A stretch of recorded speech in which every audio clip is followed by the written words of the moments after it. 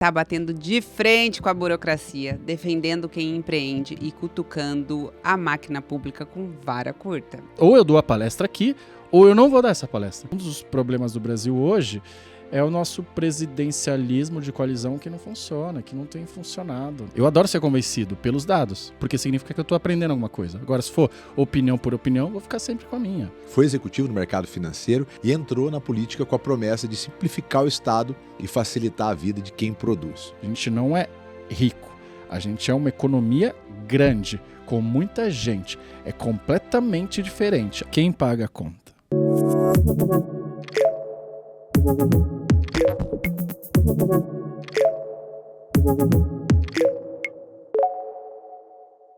Olá, sejam muito bem-vindos a mais um episódio do nosso podcast A Vida é uma Venda. Hoje vamos mostrar a política, o mercado e a vida real se encontrando, sem filtro e sem enrolação.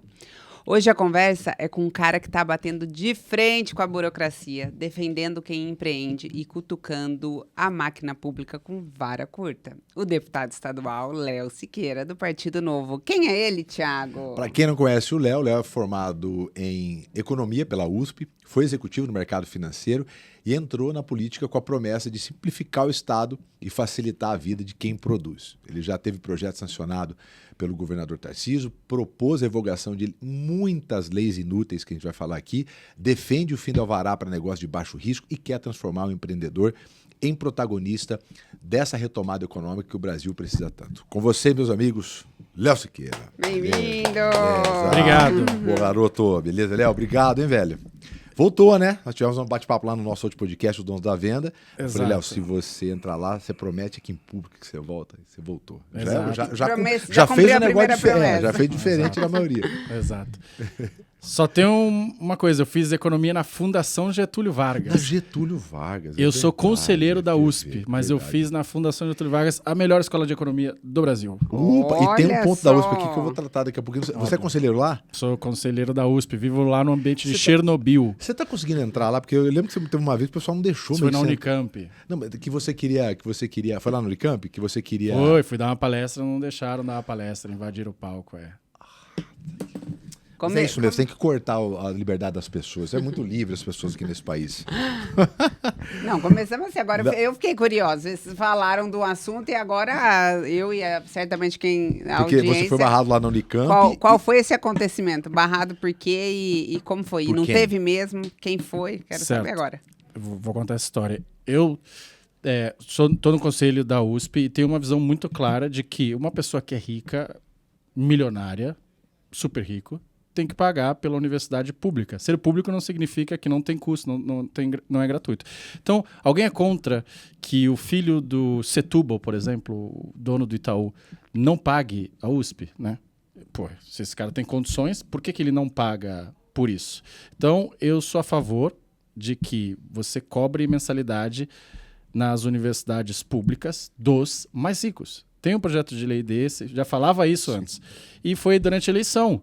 Tinha um debate na Unicamp sobre mensalidade nas universidades públicas. E eu fui lá para poder expor esse meu ponto de vista. Lembrando, para um grupo específico. Exato. Igual tem cotas, por exemplo, seria cota para pagar para um público específico, é isso? Isso, para os mais ricos. E o cara mais pobre? Esse cara vai continuar sem pagar. Essa é a visão, é isso que existe no mundo inteiro. Aí me chamaram lá na Unicamp, eu falei, vou lá falar, né?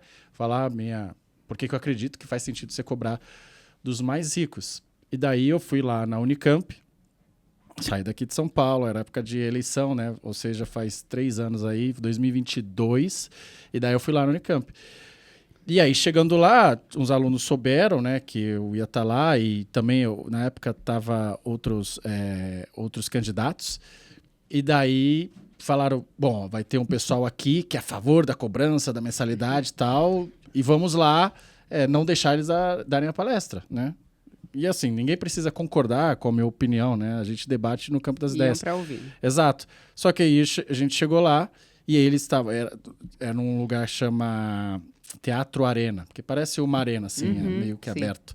E daí o organizador do evento falou assim, não, olha, o pessoal tá aqui, invadiu onde a gente ia dar, vamos fazer em outro lugar. Eu falei, não, nós não vamos fazer em outro lugar. Aonde é a palestra? No teatro.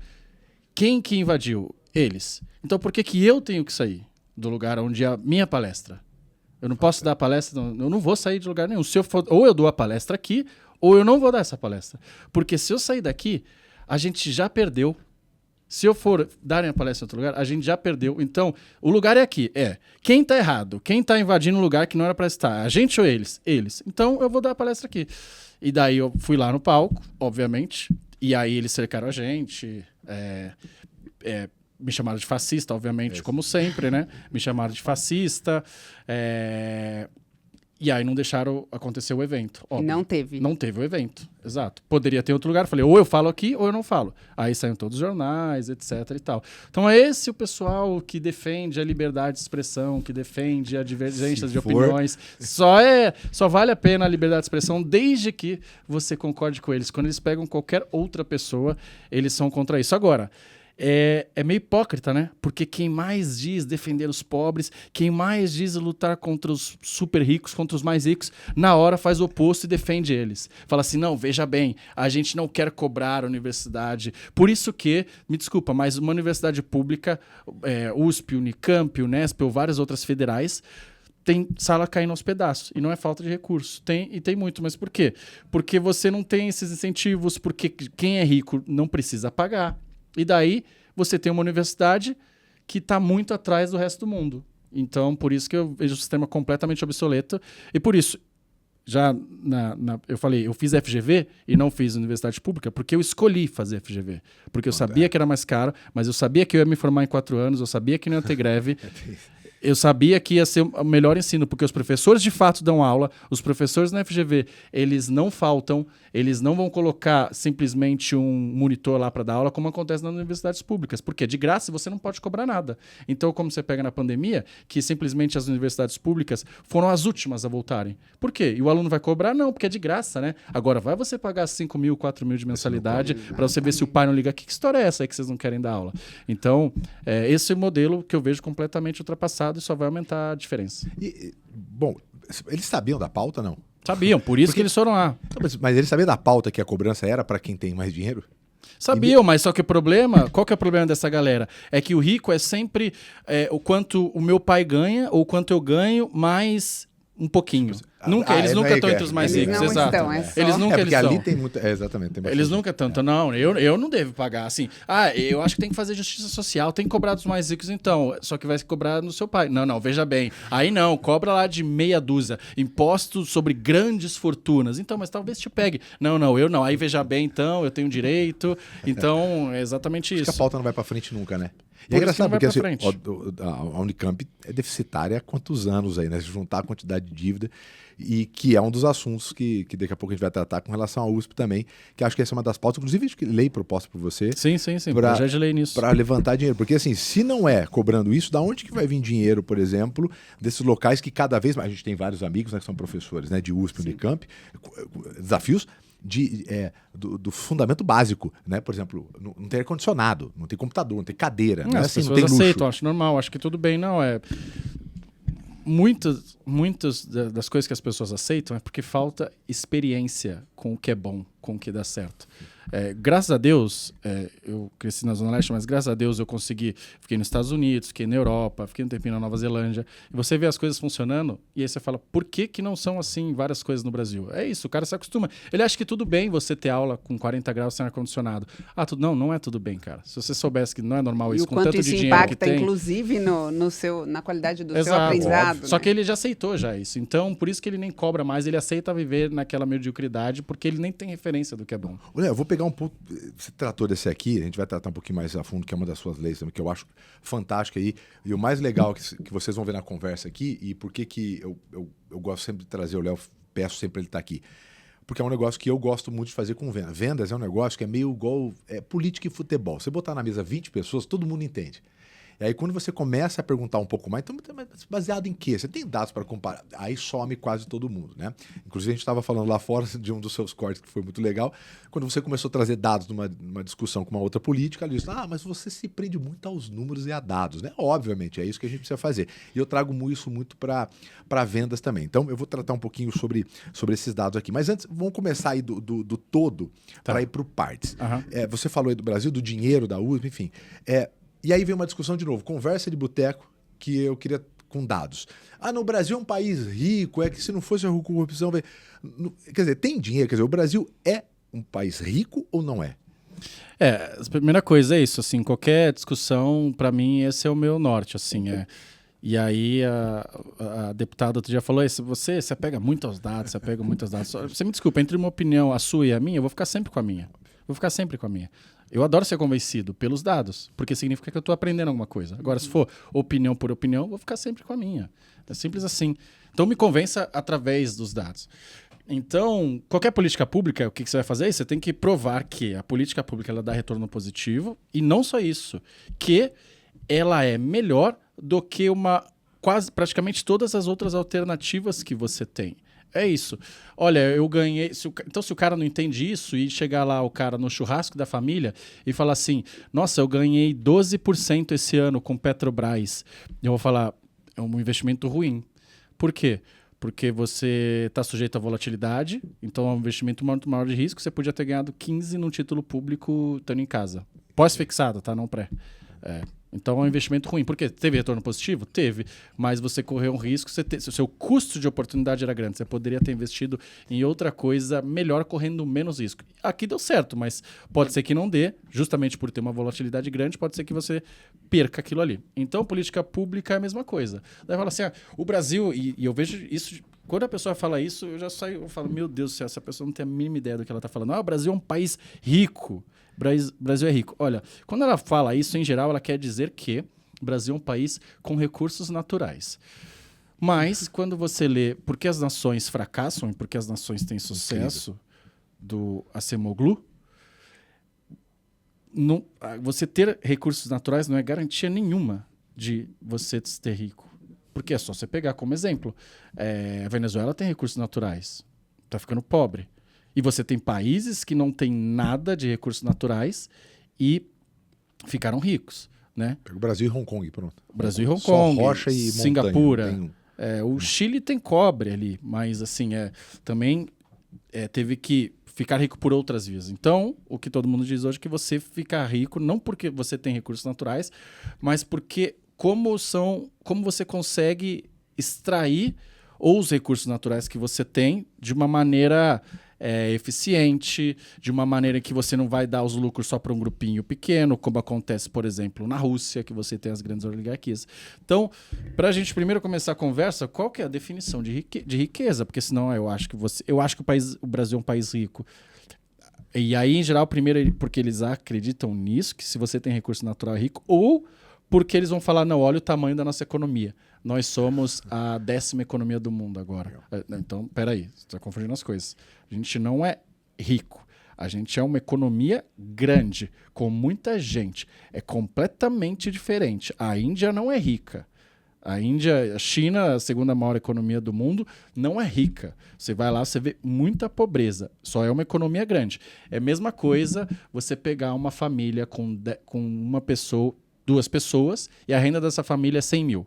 E aí você pega uma família com 10 pessoas, e a renda dessa família, somando todo mundo, é 100 mil também. Você fala, olha, as 2 famílias são ricas iguais. Não, uma tem 50 mil por pessoa, com 2, e a outra tem 10 mil por pessoa. É claro que essa primeira é muito mais rica, né? Esse então, já seria o primeiro, né?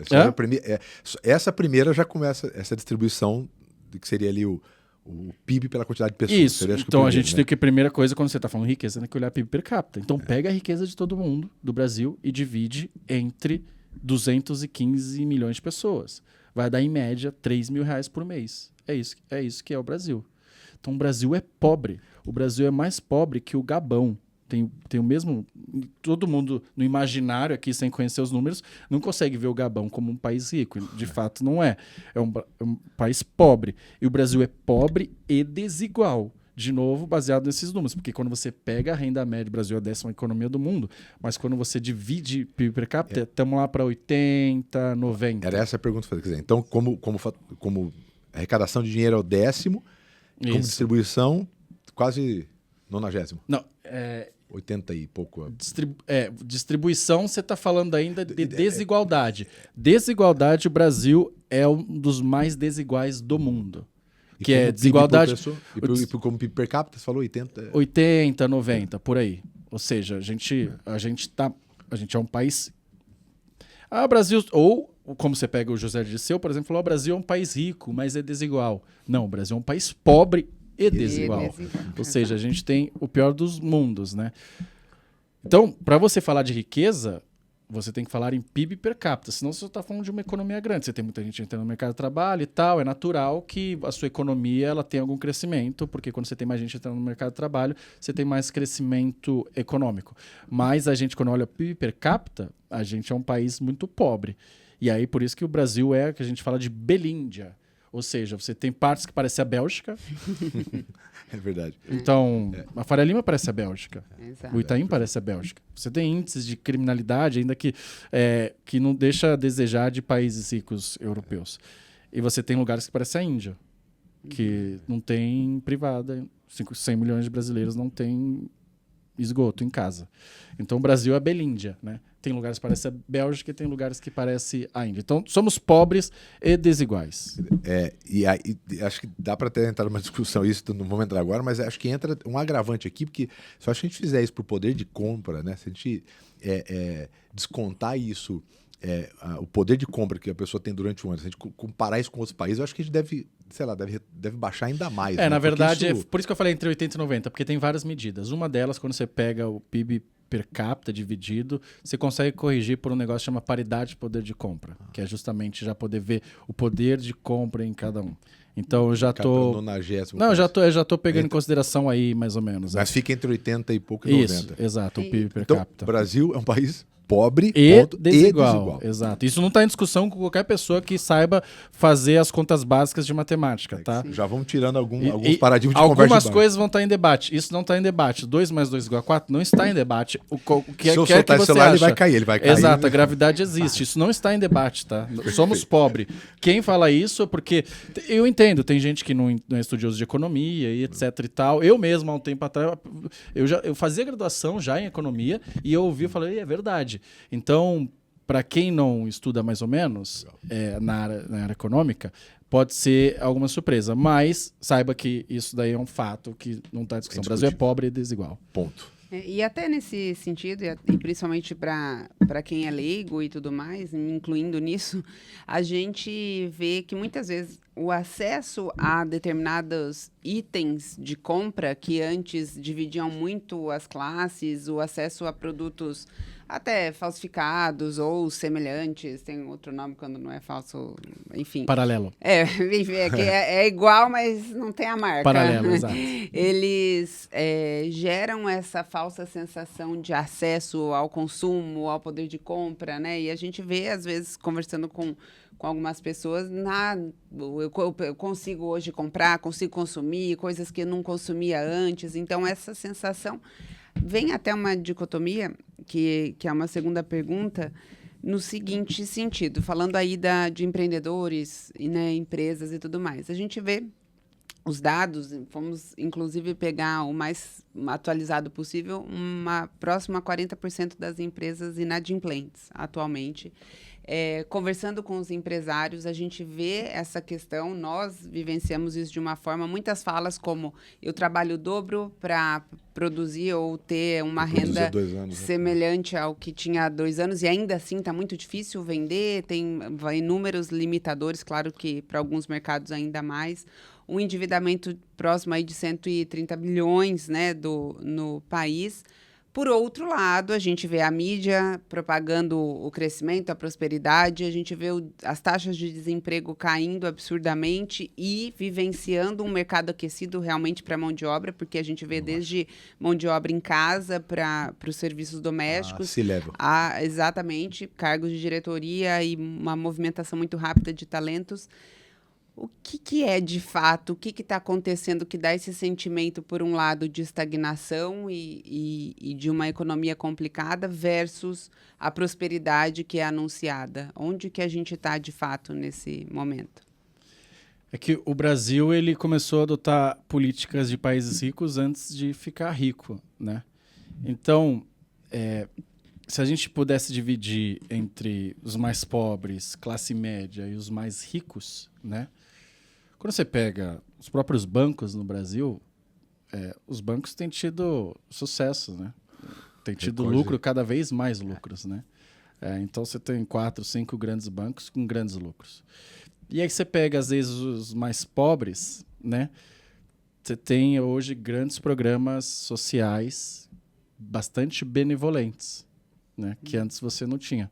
A ponto de muitas pessoas optarem por não trabalhar. Isso daí não é...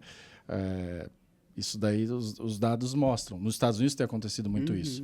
Ora, se o seguro-desemprego é muito alto, para que eu vou procurar... Se a minha bolsa no período Covid é muito alta, para que eu vou procurar um trabalho que me pague $7 a hora, sendo que eu recebo igual ou mais sem trabalhar? E a ou gente até um pouco menos, né? Ou até um pouco até menos, um pouco menos, exato. eu não vou ter o esforço, né? E o que a gente teve, né, de proposta já de funcionário, né, às vezes de serviços mais doméstico e tal, sobre, ok, eu até topo o emprego, mas eu não posso ser registrado para não perder o benefício. Então o Brasil entrou numa, e eu sou um defensor de... Eu acho que o Estado, para mim, tem 2 funções: deixar quem gerar riqueza em paz, e cuidar dos mais necessitados, dar um colchão social. Eu sou para não me taxarem logo de qualquer coisa que fascista. seja. Mas, exato, mas acontece que o Brasil tem virado um país assistencialista que só fala em bolsa, né? Então, Bolsa Família está grande, tem Bolsa Presidiário, tem Bolsa para mãe solteira agora. Então, tem bolsa atrás de bolsa.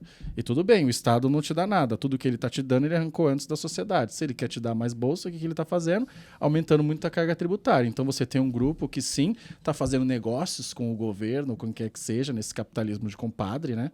Então, algumas empresas se dando muito bem. Você tem... às vezes, muita gente recebendo bolsa que não precisaria, né? Teve um vídeo aí que viralizou, a mulher feliz indo no banco, que ela está há 25 anos recebendo Bolsa Família. Há 25 anos e comemorando. Porque agora ela passou para uma outra classe lá de Bolsa Família e recebia mais. Então é isso. Foi promovida, exato. E quem está bancando tudo isso? Então você tem uma classe média completamente asfixiada em que a carga tributária é cada vez maior. Para quê? Para poder bancar esse mundo de isenções, quem tem isenção, e bancar tudo isso. Então, Lei Rouanet, maravilhoso. Vamos dar 16 bilhões aí de Lei Rouanet. Se o Bolsa Família, vamos ampliar, vamos pagar sindicatos, vamos pagar todo mundo. Isso sai de algum lugar, sai das pessoas. E daí você vê o poder de compra, porque agora você dá cada vez mais para o Estado, então cada vez menos fica dinheiro com a gente. E você também... Se o governo vai imprimindo moeda, etc., vai se endividando, você tem inflação. Então, o seu capital também, a sua renda, perde poder de compra, ainda que nominalmente você possa estar ganhando mais. Então, você tem essa sensação. Você fala, cara, e eu consigo ver tranquilamente. Eu estudei numa das melhores escolas do meu país. Não é trivial que alguém se forme lá e compre um apartamento, por exemplo, uma das melhores escolas. Mas você vê, antigamente, várias pessoas que nem tinham uma condição tão boa, que compravam uma casa, compravam o carro. Então, você adquirir bens hoje está muito mais custoso. Não é trivial alguém sair, se formar e comprar uma casa. Sendo que antes... carro hoje em dia. Exato. Obviamente tem o então, antes era consumo, bem mais comum. Mas é um poder aquisitivo também. Exato. Né? Então, na prática hoje, Léo, tá bom ou não tá tão bom que nem se fala pelo governo, né? Porque assim, se eu vou olhar aqui meu lado, tenho 2 lados meus. Eu tenho o lado empresário e tenho o lado da minha atividade me permite estar com muito empresário. Né? Então nós temos seus clubes e eu rodo muito com palestra, treinamento para donos de empresa. Do nosso lado a gente vê uma dificuldade imensa. Mas eu tomo muito cuidado, assim, com você, sou muito cuidadoso com relação às minhas opiniões. Deixa eu olhar o mercado. Exato. E aí nós conversamos muito com CDL, para nós fazendo às vezes evento para 2.000 empresários, que é a massa, né? São as pequenas e médias empresas, a loja e tal. E a gente vê um primeiro semestre assim, desastroso para quase todos os segmentos e alguns outros, né? Então, qual é a realidade disso, né? Por que esse baixo número de desemprego, né? E ao mesmo tempo o desafio e o governo? É uma retórica, que é uma construção de um cenário? Não tá bom. É só você olhar. Se você pegar em 40 anos, o Brasil cresceu em média 2,2%, alguma coisa assim. As economias emergentes cresceram mais. E se a gente pegasse há 40 anos atrás, a gente produzia que 60% de um americano. 60%, né? Hoje a gente produz 40% de um americano, né? Um americano médio. Significa que para cada hora de um americano a gente precisa de 4 brasileiros para produzir na mesma hora que ele. Ou que eles produzem em 1 hora, a gente demora 4. E antes a gente já era mais pobre. Isso é a produtividade do trabalhador. Pega o que a economia inteira produz e divide pelo número de trabalhadores. O americano tem 300 milhões de pessoas ali, por ali. A gente tem 215. Só que o PIB deles é muito, muito, muito maior. Significa que o trabalhador dele é muito mais produtivo do que o nosso. Então a gente já era mais pobre que os Estados Unidos e a gente empobreceu ainda mais, né? E a gente cresceu em média 2%. Então tem vários outros países que conseguiram crescer, que conseguiram ter mais desenvolvimento que a gente. Então quando você olha para sair da discussão só política, tá? O Brasil vai mal, ponto. Há 4 décadas, 5 décadas. Olhando como negócio, né? O país como uma empresa, ele é pouco produtivo. Você quer botar... Porque dependendo do lado que você tá, você vai querer falar que os problemas começaram em 2003... Ou, dependendo do lado que você tá, vai falar que que foi um período ali de 4 anos, 2018 a 22, né? Deixa eu dizer, o Brasil vai mal há muito tempo por uma série de fatores. Eu acredito que sim, tudo que não defende o capitalismo é pior ainda, e eu posso explicar por que eu acredito no capitalismo, baseado, de novo, não porque eu acho, mas porque é o que faz sentido do ponto de vista do que deu certo e do que não deu certo. Mas a verdade é que o Brasil vai mal há décadas, né? Então a gente já era mais pobre que esse país, não fez a lição de casa, investiu em coisas erradas, quis inventar a roda, não fez o básico, achou que fazer grandes eventos esportivos ia salvar a gente, deixou de lado saúde, educação e segurança, e agora a gente está colhendo a conta. Um país que tem uma produtividade muito baixa, um país que tem problemas que outros países resolveram na época medieval. Não é natural a pessoa chegar em casa e fazer suas necessidades num buraco. Mas existem muitos brasileiros que ainda fazem isso. Não no cotidiano de muitos, mas existem.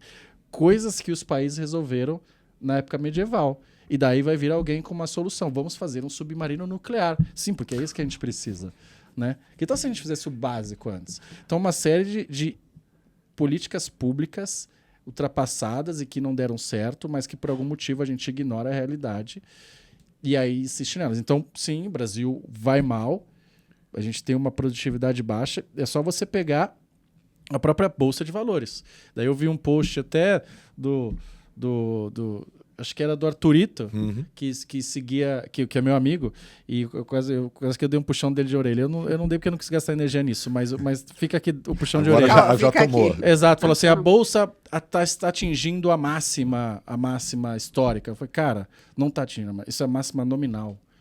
Você tem que pegar a Bolsa em dólares, que aí vai excluir inflação. Por quê? Porque Bolsa é preço. Então, se você tem muita inflação, óbvio que vai subir muito. Então, você tem que pegar, em geral, uma medida, ou você exclui a inflação, ou você pega em dólares, que vai dar mais ou menos no mesmo ali. E a Bolsa em dólares está 50% mais ou menos da máxima histórica. Caraca. Sim, porque está há 5 anos andando de lado. A Bolsa. Então, passou 5 anos, sei bem. está andando de lado. Então... Pega como medida isso, assim. Aí, de novo, se você olha... Por isso que eu falei. Então, não olhem a bolsa só o valor nominal, ainda mais no período longo que você teve inflação. Olhem sempre descontado da inflação ou em dólar. E aí a gente vê que a gente está mal. A gente simplesmente não tem conseguido gerar riqueza, né? Léo, eu vou pegar um gancho que você falou aqui, que é que você falou, eu até explicaria, né, por que eu acho que o capitalismo ainda é o melhor modelo, ou, sei lá, o menos pior, quero que você explique isso. E se isso está muito atrelado com esse viés. Por que eu também chamo o Léo aqui, além dos dados? Porque você tem um viés forte de trabalhar junto, né, com o empreendedorismo como uma ferramenta de melhoria do país, de geração de empregos, enfim. Isso está atrelado. Eu queria que você explicasse um pouquinho por que você acredita que o capitalismo é o melhor modelo, ou não é o menos pior, e se isso está também atrelado à sua pauta, né? Isso. Em geral, você vai ver muito político, ele vai fazer o lobby para sua classe. Então, se o cara é do sindicato tal, ele vai trabalhar pelo sindicato tal, se ele é da classe tal, ele vai brigar pela melhorias na classe dele ali e tal. E, em geral, o que ele vai pedir é salário maior ou não pagar imposto. Todo mundo assim, tá? Então, eu sou do sindicato dos metalúrgicos, eu vou pedir aumento para essa classe, e dane-se todo o resto. Ou se eu estou trabalhando, representando a indústria automotiva, eu quero que eles não paguem imposto. Tal. Então, todo mundo vai fazer isso, tá? Então, as coisas que eu defendo não é por lobby nenhum, é porque simplesmente eu acredito que aquilo dá certo. Então, primeira coisa, tá cheio de empresário que vai todo dia em Brasília pedir isenção fiscal. Vai pedir subsídio. Fala assim, olha, meu produto é melhor do que o do outro. Eu gero mais emprego. Logo, eu preciso de ser tratado diferenciado. E muitos desses empresários foi quem causou a crise no período da Dilma, por exemplo. Porque fica fácil você criticar, né? Porque a Dilma Rousseff fez aquilo. Desculpa. Todas as medidas que ela fez de errado, vocês estavam de pé aplaudindo. Choque da energia barata, vocês estavam lá de pé aplaudindo. Porque vocês queriam. Taxa de juros barato ali para a indústria ou para comprar caminhão, vocês estavam de pé aplaudindo. Então, o político, muitas vezes, ele só reage aos incentivos. E a semana teve de novo, acho que, isenção de energia para... Toda vez tem. Então, para não dizer... É um filme que está passando de novo, para não dizer, você está fazendo... Eu não estou fazendo lobby para a classe. Então, tá cheio de empresário que é o mal do país, que quer ficar encostado no governo pedindo isenção, subsídio e tratamento especial. Tá? Agora, é uma coisa muito simples. Quem que gera riqueza no Brasil ou em qualquer país? Não é o político. Eu, como deputado, não gero riqueza nenhuma, não crio emprego. Quem gera riqueza é o empreendedor. Quem cria emprego é quem tem o CNPJ. Logo, os países que mais cresceram são os países em que você mais tem facilidade de fazer negócios. Porque se eu quero empregos, então eu tenho que facilitar a vida do empregador e não dificultar a vida do empregador. Então é isso, eu tenho que tirar a burocracia, eu tenho que acabar com um monte de regulação inútil, eu tenho que falar como eu posso te ajudar. Só que hoje a gente vê o oposto. Eu vim aqui para te atrapalhar. Eu vim aqui para colocar mais uma burocracia. E aí, óbvio, países que têm um ambiente de negócio ruim, doing business, são países que não crescem. Então, eu defendo o empreendedor por isso. Porque se a gente quer geração de riqueza, tem que facilitar a vida de quem gera riqueza e não dificultar a vida de quem gera riqueza. E aí, por que eu defendo o capitalismo? Porque você falou que a gente tem acesso a muitas coisas e tal. Se a gente der um zoom maior ainda, a gente vê que vou colocar até brasileiro, tá? Qualquer pessoa que vive hoje no planeta Terra, da classe média, tem a vida melhor do que qualquer rei da França absolutista. A nossa vida é muito melhor do que a vida do Luís XIV. Muito melhor. Muito melhor. A gente vai ter acesso muito melhor que ele. A sua saúde é melhor. O seu meio de locomoção é melhor. Você tem um motorista particular, se você quiser, com esses aplicativos. Você tem acesso a streaming, computador, tudo. Graças a quê? Graças ao desenvolvimento dos mercados, ao capitalismo. Porque agora a gente consegue ter acesso a esses bens. Então, o mundo, quando você dá um zoom, o mundo como um todo, se você falasse assim, olha, eu vou fazer você escolher. Você vai ter que escolher qualquer período do tempo em que você quiser nascer, para você ter a maior chance de ter mais riqueza, mais expectativa de vida, mais educação, mais saúde. Qual momento da história você escolheria? Você escolheria hoje. Eu não escolheria 10 anos atrás, nem 100 anos, nem 1000, nem 10 mil anos atrás. Você escolheria hoje. Ou seja, a gente nunca teve tanta educação. O mundo como um todo, tá? Sim. O mundo como um todo, tanta educação, tanta expectativa de vida, tanta escolaridade, tantas pessoas vacinadas e etc. Então, isso melhorou. Agora, se eu te falasse assim, tá bom, mas agora você vai escolher qualquer lugar para estar. Eu sei quais lugares você não escolheria, talvez. Países socialistas você não escolheria, provavelmente, né? Você não escolheria a Venezuela, por exemplo. Você não escolheria Cuba. Boa pergunta. Fazendo uma mesa de amigo da família. Vamos embora aí, vamos fazer um joguinho. Tá bom, já é bom então? Tá bom, então. Escolhe aí onde você pode. Inclusive, abre. Isso. Vamos lá. Coreia do Norte você não escolheria. Suíça, eu fui uma vez pra lá. Ou da Itália, nos campos e não sei o quê, né? Vai aparecer Miami várias vezes. Vai aparecer Nova York. Rússia, eu não sei se vai aparecer tanto. Não. Né? Se o cara é homossexual, já não vai aparecer lá. Já não. Porque lá não pode. Então, parece que o que eles defendem ali ali não tá muito legal. Exato, Coreia do Norte não vai aparecer. Não, e inclusive, até os memes relacionados às pessoas... Tirar 30 dias agora de férias no banco e vamos pra Coreia do Norte. A quantas pessoas tentam pular esses muros para entrar Exato. nesses um países. exemplo simplista, mas Pessoas muito desesperadas para entrar na Venezuela. Em todo lugar que você teve um muro que dividia uma sociedade capitalista e socialista, como no Muro de Berlim, como você tem na Coreia do Sul e do Norte, o muro é para que as pessoas, não é para as pessoas do mundo capitalista não vão para o mundo socialista ou ditatorial. É o contrário. Exato. É para que as pessoas de Cuba não saiam dali, né? Exatamente. Ali não tem, ali é o mar, né? Não tem o muro, porque é uma ilha, mas é porque para que as pessoas de Cuba não saiam. É para que as pessoas da Coreia do Norte não vão para a Coreia do Sul, né? Para que as pessoas da Venezuela não consigam sair da Venezuela. Então é isso. Então, resumindo aqui, a gente sim, o capitalismo trouxe o desenvolvimento dos mercados, a taxa de pobreza é a menor da história. E se você pudesse escolher, você escolheria os lugares, mas não qualquer lugar. Você não escolheria lugares onde você não tem esses mercados, lugares ditatoriais, lugares onde o comunismo... porque aonde esses lugares entraram, esses países não cresceram como os outros, né? Então, sim, óbvio que o capitalismo tem problemas. Óbvio que nenhuma sociedade é perfeita. Óbvio que os Estados Unidos, a Inglaterra, esses países vão ter algumas coisas que você pode reclamar. Mas a alternativa que eles propuseram não funcionou em nenhum lugar do mundo. E como eu falei, se você pudesse escolher, vai para lá, ninguém quer ir para lá, né? Por que é tão difícil ponderar na política? Porque a pergunta é assim, quais pautas, por exemplo, né, que não são capitalistas, vão ser de esquerda, por exemplo, que você acredita que são boas para discutir?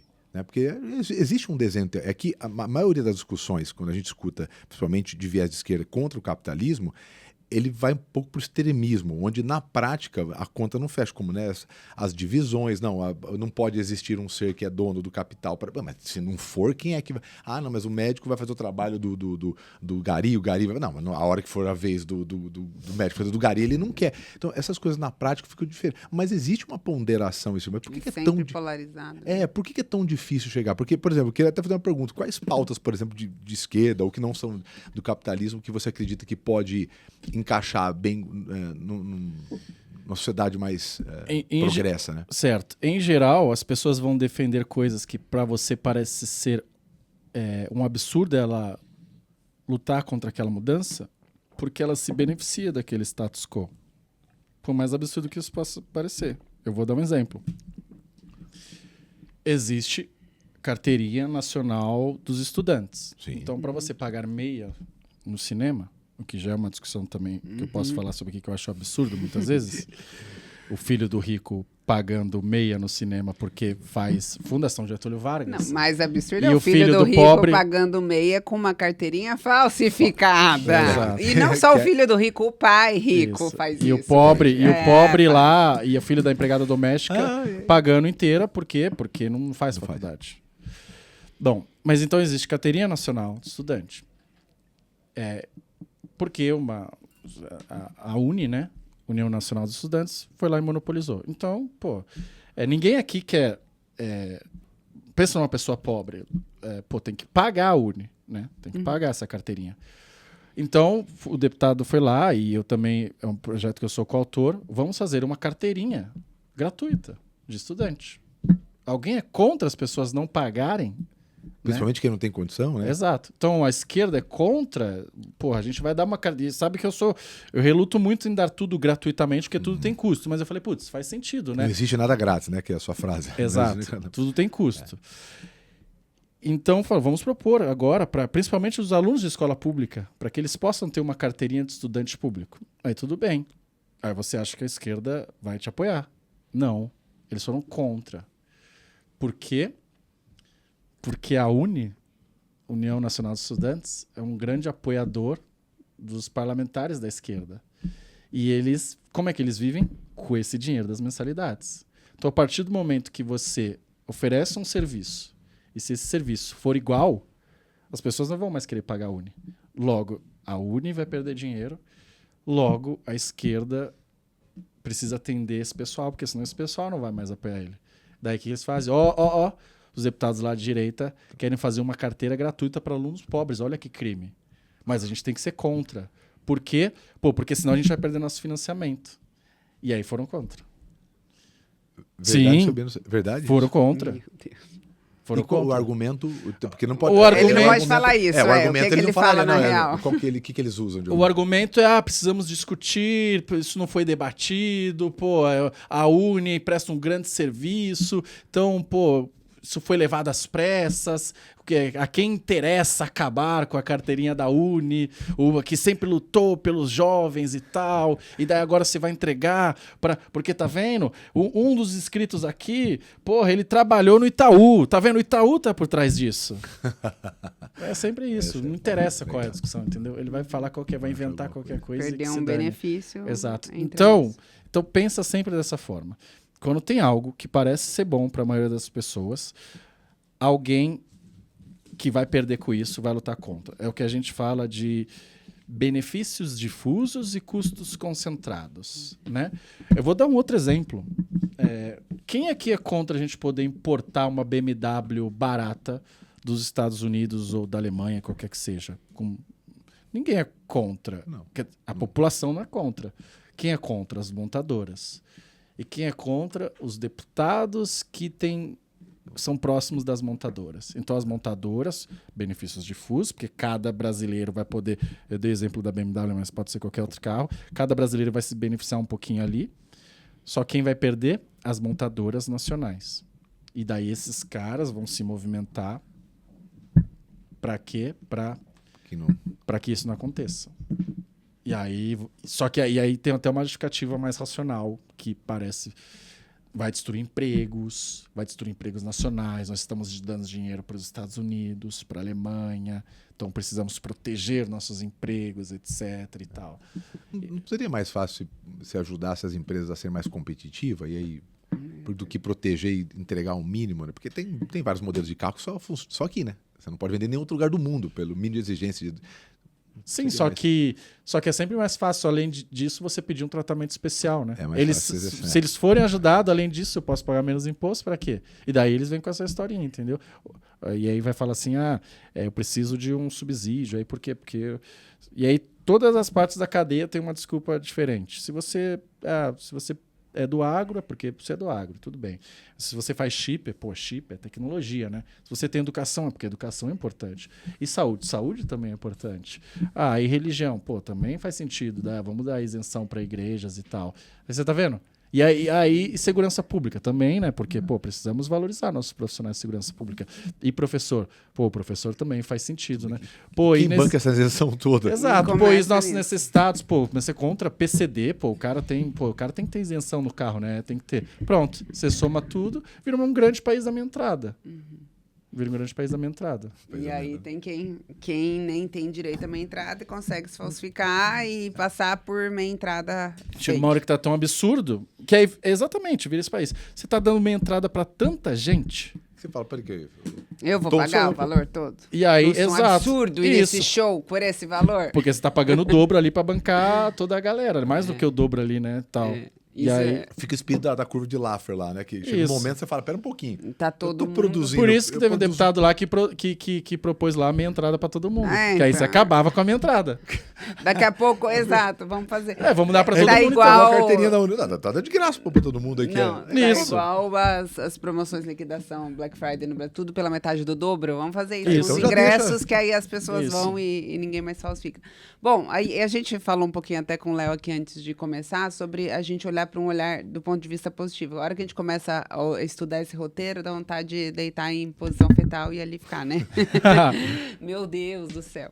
Bom, Essa pergunta você vai pro final. agora um ponto que eu queria saber, Léo, nesse sentido e até, né, em relação ao formato do seu trabalho, as propostas que você tem, num tom de vista positivo, no sentido tanto para nós, empreendedores aí que que estamos desse lado e buscando, e que não usamos carteirinhas, afinal nós somos estudantes e não falsificamos também, mas como que a gente age positivamente do ponto de vista, se eu sou um empreendedor, eu tenho uma máquina de coisas feitas para ir contra a nossa produção, e a gente continua lutando quanto a isso. E questionando e apontando e reclamando do governo. Como que a gente faz isso positivamente em prol dessas propostas que você tem, e não necessariamente só suas, mas de propostas que realmente façam sentido? Exato. Bom, primeiro que é o que eu falei, nós ficamos mais pobres comparado relativamente aos demais países. Mas se a gente olha o Brasil de 20 anos atrás e o Brasil de hoje, 30 anos atrás, 30 anos atrás, pô, a gente tinha hiperinflação de 1000% ao mês, né? Se você pegasse um avião, você ia parar num aeroporto da Infraero caindo aos pedaços. Hoje você vai parar no aeroporto de Floripa, maravilhoso. Nossa, Floripa é verdade. Pra mim é o mais bacana. Eu viajo conheço todos, né? O de Floripa é muito legal, né? Dá vontade de ficar lá. É um shopping. E por coincidência, os melhores são sempre privatizados. Exatamente o que eu ia falar. Uma E a velocidade que foi feito aquilo é impressionante. Exato. Eu sei, só um parênteses, que eu não sei se resolveu a escada. Não. A escada... Mentira, tá lá ainda. Tá Depois lá que ele falou, tá lá ainda? Estão reformando é da USP? agora. Não, essa é da Assembleia. É da Assembleia. Que tá lá há sei lá quantos meses, mas meio metro de escada que tá até hoje, que não reforma, né? Então por isso que a gente fala que... É o Estado, esse é o Estado que diz que vai cuidar de você, não consegue resolver uma escada na Perdão, Assembleia eu lembrei disso aí, Legislativa. mas pode continuar. Exato. Então, esse é por isso que... E eu faço muito social listening, né? O que as pessoas falam? Por algum motivo a escada fica, porque é um símbolo da ineficiência do Estado, né? Na Assembleia Legislativa, não falta dinheiro, o centro do poder, eles não conseguem resolver uma escada. Agora, você imagina, então, um posto de saúde a 300 quilômetros de lá. É óbvio que vai faltar tudo. Então, por isso os incentivos são importantes. E daí, então, se você pegasse um avião há 20 anos atrás, 30, 40 anos atrás, você ia estar no aeroporto da Infraero, caindo aos pedaços, com uma inflação de 1000% ao mês. Então, o Brasil conseguiu melhorar muitas coisas. Nós temos uma moeda... A gente nunca teve uma moeda tão longeva. Né? Bem lembrado. Então, a gente tem uma moeda que, sim, tem perdido um pouco de valor, mas, querendo ou não, bem melhor do que antes. A gente tem uma economia estável, a gente tem juros que também está subindo, mas já foram bem piores, estão minimamente civilizados ali. Então, um ambiente macro bem melhor do que antes, né? Então, para não dizer que, tipo, putz, tudo ficou uma porcaria. Não é verdade. A questão é que a gente poderia mais. A gente vê que o Brasil poderia ter aproveitado muito melhor as oportunidades. Então, a gente poderia mais. O que eu acredito muito é o seguinte, o Brasil não precisa de mais uma lei. Não precisa de mais uma lei.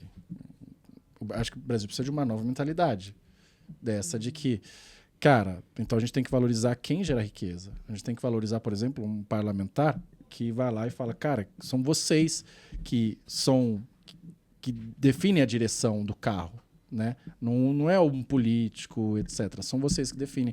O poder é vocês, são vocês que geram emprego. E o meu papel? O meu papel é organizar esse mercado onde ele é desorganizado e dar igualdade de oportunidade para quem não tem. Né? Para quem não tem igualdade de oportunidade. Eu não quero que alguém, só porque nasceu no Itaim Paulista, lá depois da Zona Leste, tenha a vida dele determinada pelo local que ele nasceu. Eu quero que a pessoa que nasceu no Itaim Paulista possa ter a mesma oportunidade do que alguém que nasceu no Itaim Bibi. E por acaso, essa é a minha história um pouco. Eu nasci lá perto de Itaquera e eu não tenho ainda, mas meu filho provavelmente vai nascer perto do Itaim Bibi. Eu quero que essas duas pessoas, ou seja, que o meu filho possa ter a mesma... Eu não tive as mesmas oportunidades do que provavelmente ele terá, mas eu espero que a gente caminhe nesse sentido, dando condição social, etc. Então, eu acho que é principalmente... E eu vejo um lado que mudou muito, é você, por exemplo, dar voz a pessoas que não tinham voz antes. Então, a partir do momento que a gente consegue falar isso aqui num podcast, as pessoas vão ouvir, há 20 anos atrás você também não conseguia. Né? E aí algumas pessoas iam ter o monopólio das ideias. Ia ter o monopólio quem não tem um CNPJ, quem não paga imposto, quem não contrata gente, e quem cresceu nos DCEs da vida, falando que o empregador é mau e o trabalhador é bonzinho, que o capitalismo é malvado e esse mundo devia acabar. Então, agora você tem novas pessoas dessas falando, cara, não é bem assim. Deixa eu te explicar por que o mundo funciona assim, etc. e tal.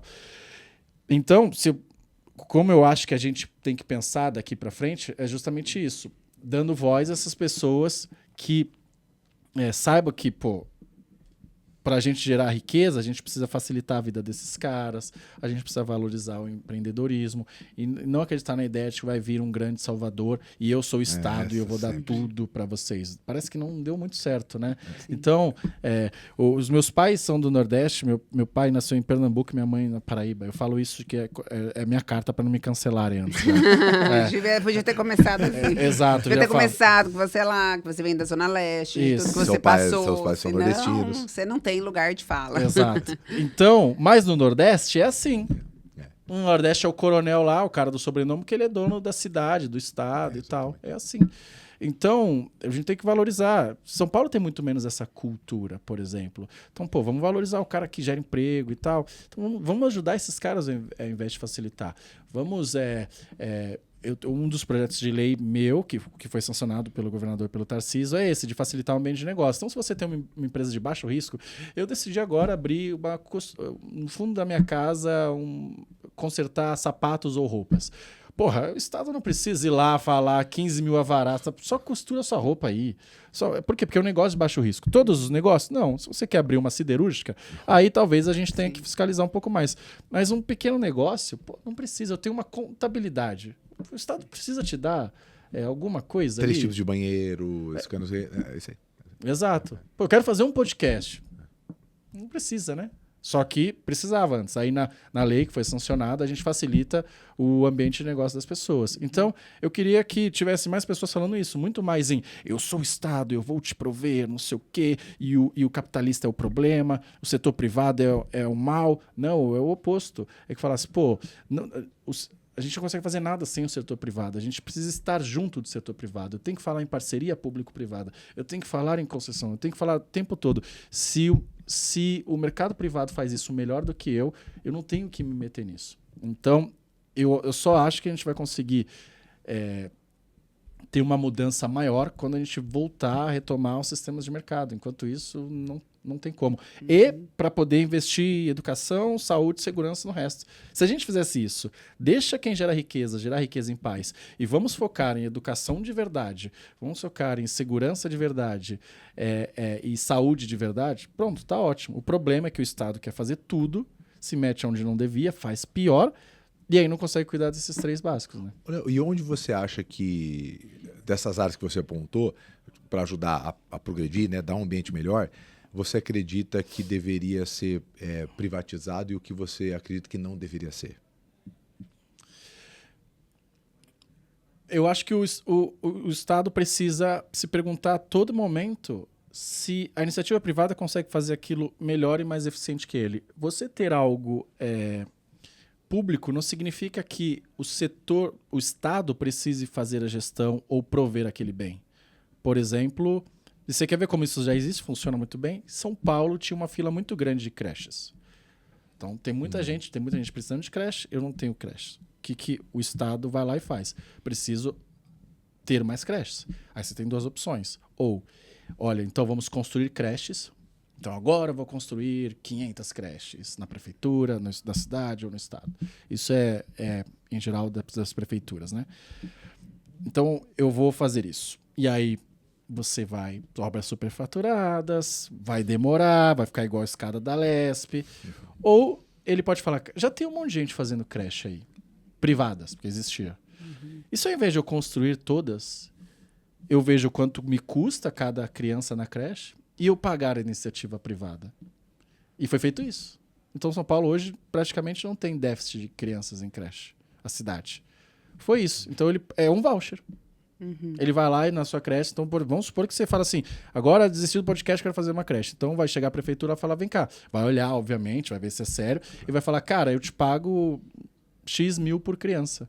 Aí você fala, tá bom, pronto. É do dia pra noite o Estado, sem precisar construir. Então tem que fazer isso o tempo inteiro. Em tudo. Então eu acredito muito no modelo de parceria público-privada, inclusive educação básica. Quem disse que o Estado precisa construir necessariamente? As pessoas precisam de educação, ponto.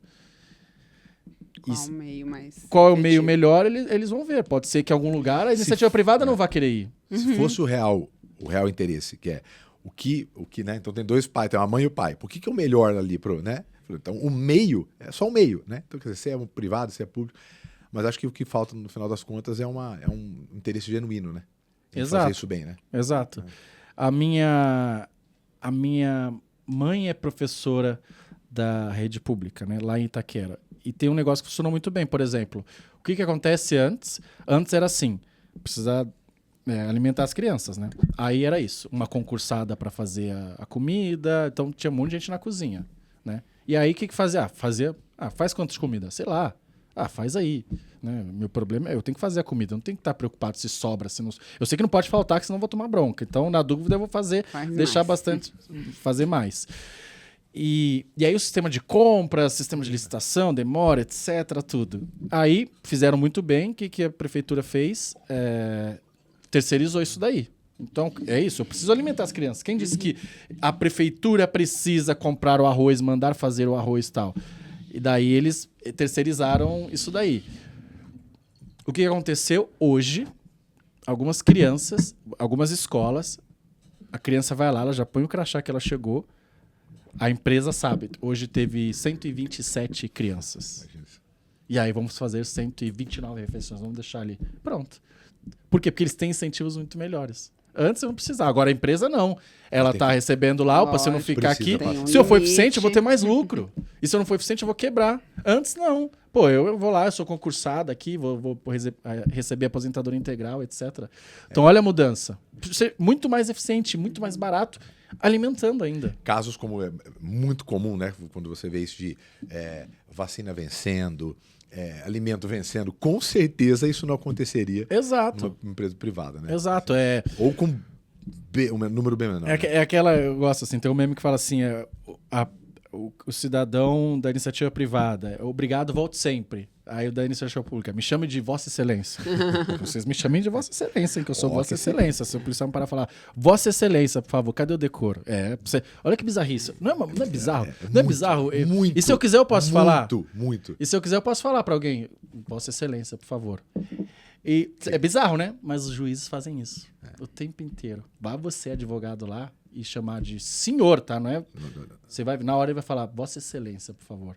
É esse mundo que a gente se acostumou. Então, quando você vai no shopping de Florianópolis, no aeroporto, que parece um shopping, eles vão lá e vão suplicar para que você fique lá, para que você gaste seu dinheiro. Então, ele vai botar, sei lá, música, vai botar um monte de loja legal e tal. Tem um monte de atração lá, tem show direto. Sim, porque ele quer que você gaste seu dinheiro lá. Então, ele vai mudar o incentivo, porque quanto mais... Então, o Ibirapuera, que foi concedido, é isso.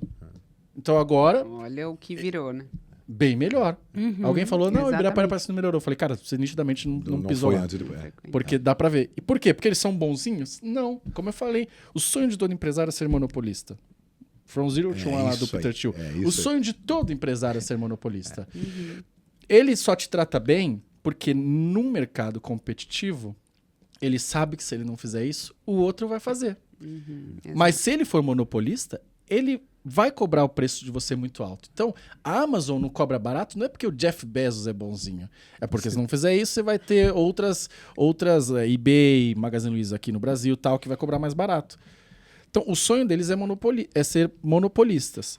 Então, quando você pega qualquer iniciativa privada que tomou conta de uma concessão, às vezes, eles vão te tratar bem como cliente porque eles querem que você coloque seu dinheiro lá e eles possam ter mais lucro. Daí, só para não falar, então tudo iniciativa privada, quando você leva algo...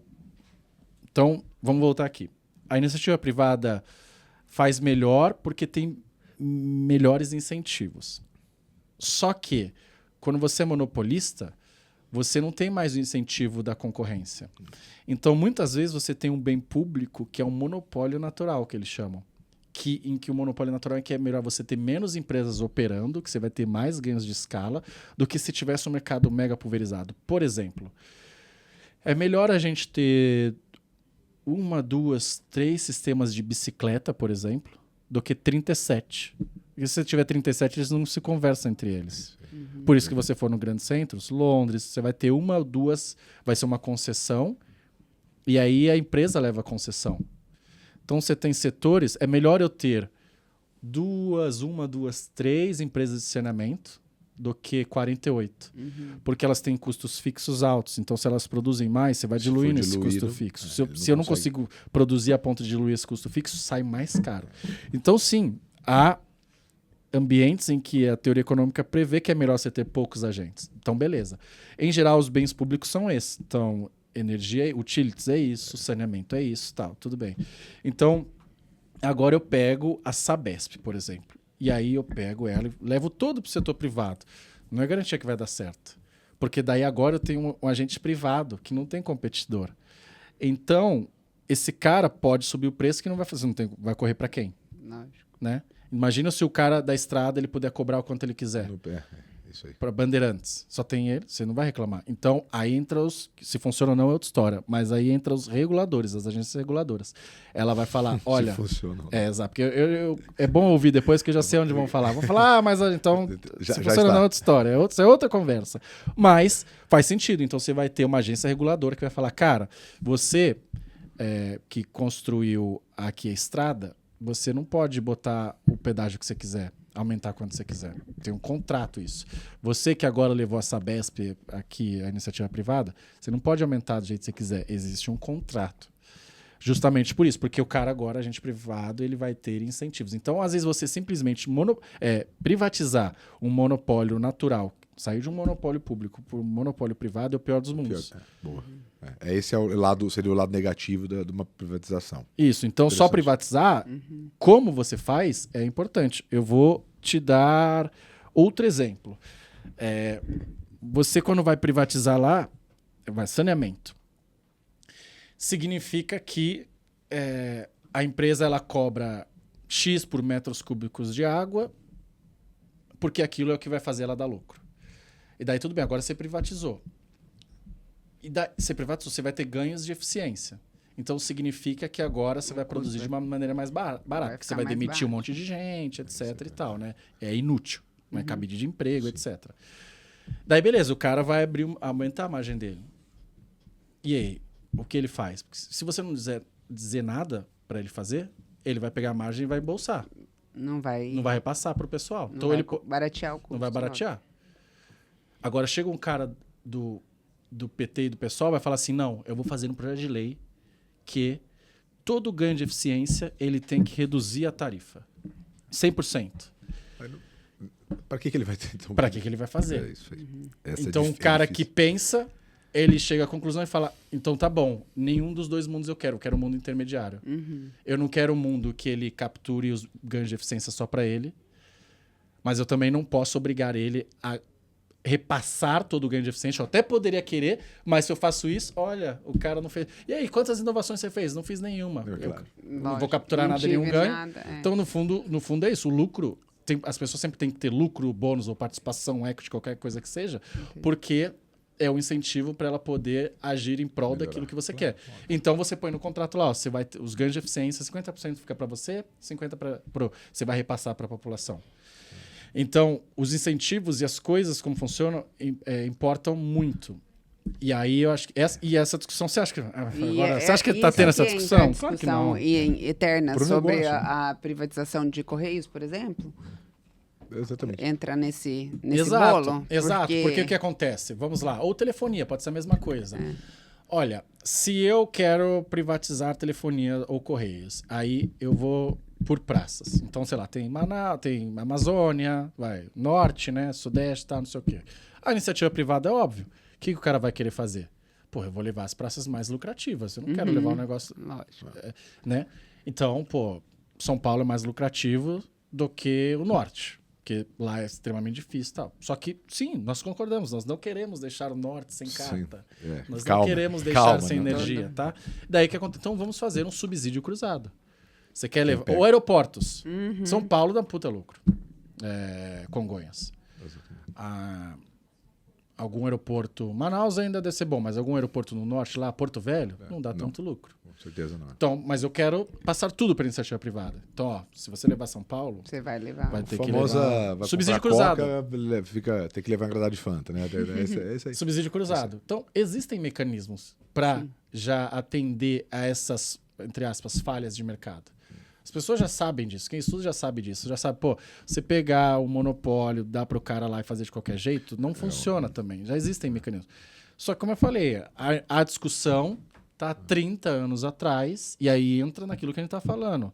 Por que o cara vai ser contra a privatização? Não é nem só porque ele gosta, mas porque ele vai perder os sindicatos deles, e aí o pessoal vai deixar de apoiar eles.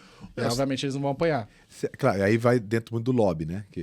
Você acha que se regulamentasse o lobby, acho que nos Estados Unidos isso, né? Tem regulamentado lá. Você acha que isso ajudaria alguma coisa aqui ou você acha que criaria mais um? É aquele negócio, acho que é o tipo de lei que não funciona. Existe o lobby. É óbvio que existe o lobby. É explícito, só não... Eu fui outro dia com um amigo meu na academia, e aí ele foi lá como visitante. E daí deram um negócio pra ele preencher lá. Né, eu falei, essa é uma lei burra. Essa é uma lei burra de condição física. Sim, é igual, tá. Essa é uma lei burra. Foi porque... E olha a hora que eles te dão. Você já sabe disso. Você quer malhar comigo. Aí vai estar lá. Quando eu fui responder... realmente, Léo. Eu fiz aqui um negócio que eu vou ter que ir pra casa e não... O cara já saiu de casa. Ele não tá lá porque ele vai fazer. É um tipo de lei que pode fazer algum sentido, mas não funciona. Eu falei, podia ter um termo igual quando você vai saltar de paraquedas. Fala, qualquer coisa que acontecer, a culpa é tua. Pronto. Mas não fica mandando preencher 5... Porque foi algum deputado em algum momento lá e falou, precisamos de uma lei para certificar e tal, não sei o quê. E não serve para nada também, porque se acontecer alguma coisa com você vai falar, mas eu tenho um negócio do coração. O cara da academia vai falar, mas você falou que não tinha, então não vai acontecer nada. Então era melhor só ter uma linha ainda que você quer blindar a academia, eu entendo. Me isento a academia de qualquer... Do que ficar preenchendo aqueles xizinho lá, você só fala, qual coluna que eu tenho que preencher aqui para eu seguir até embaixo, né? É isso que todo mundo faz. Então, o lobby eu acho que tem um pouco disso. Já existe, né? Já existe. As empresas estão lá com... Agora, eu não sei também no que isso melhoraria. Eu sei que eu posso dizer que não prejudicaria, mas não sei melhorar o que também... a ponto de... Talvez seja mais uma lei. Eu não sei o que melhoraria, sim. Mas com certeza você dizer que proíbe o lobby não evita as pessoas de fazerem lobby. O que mais tem é isso.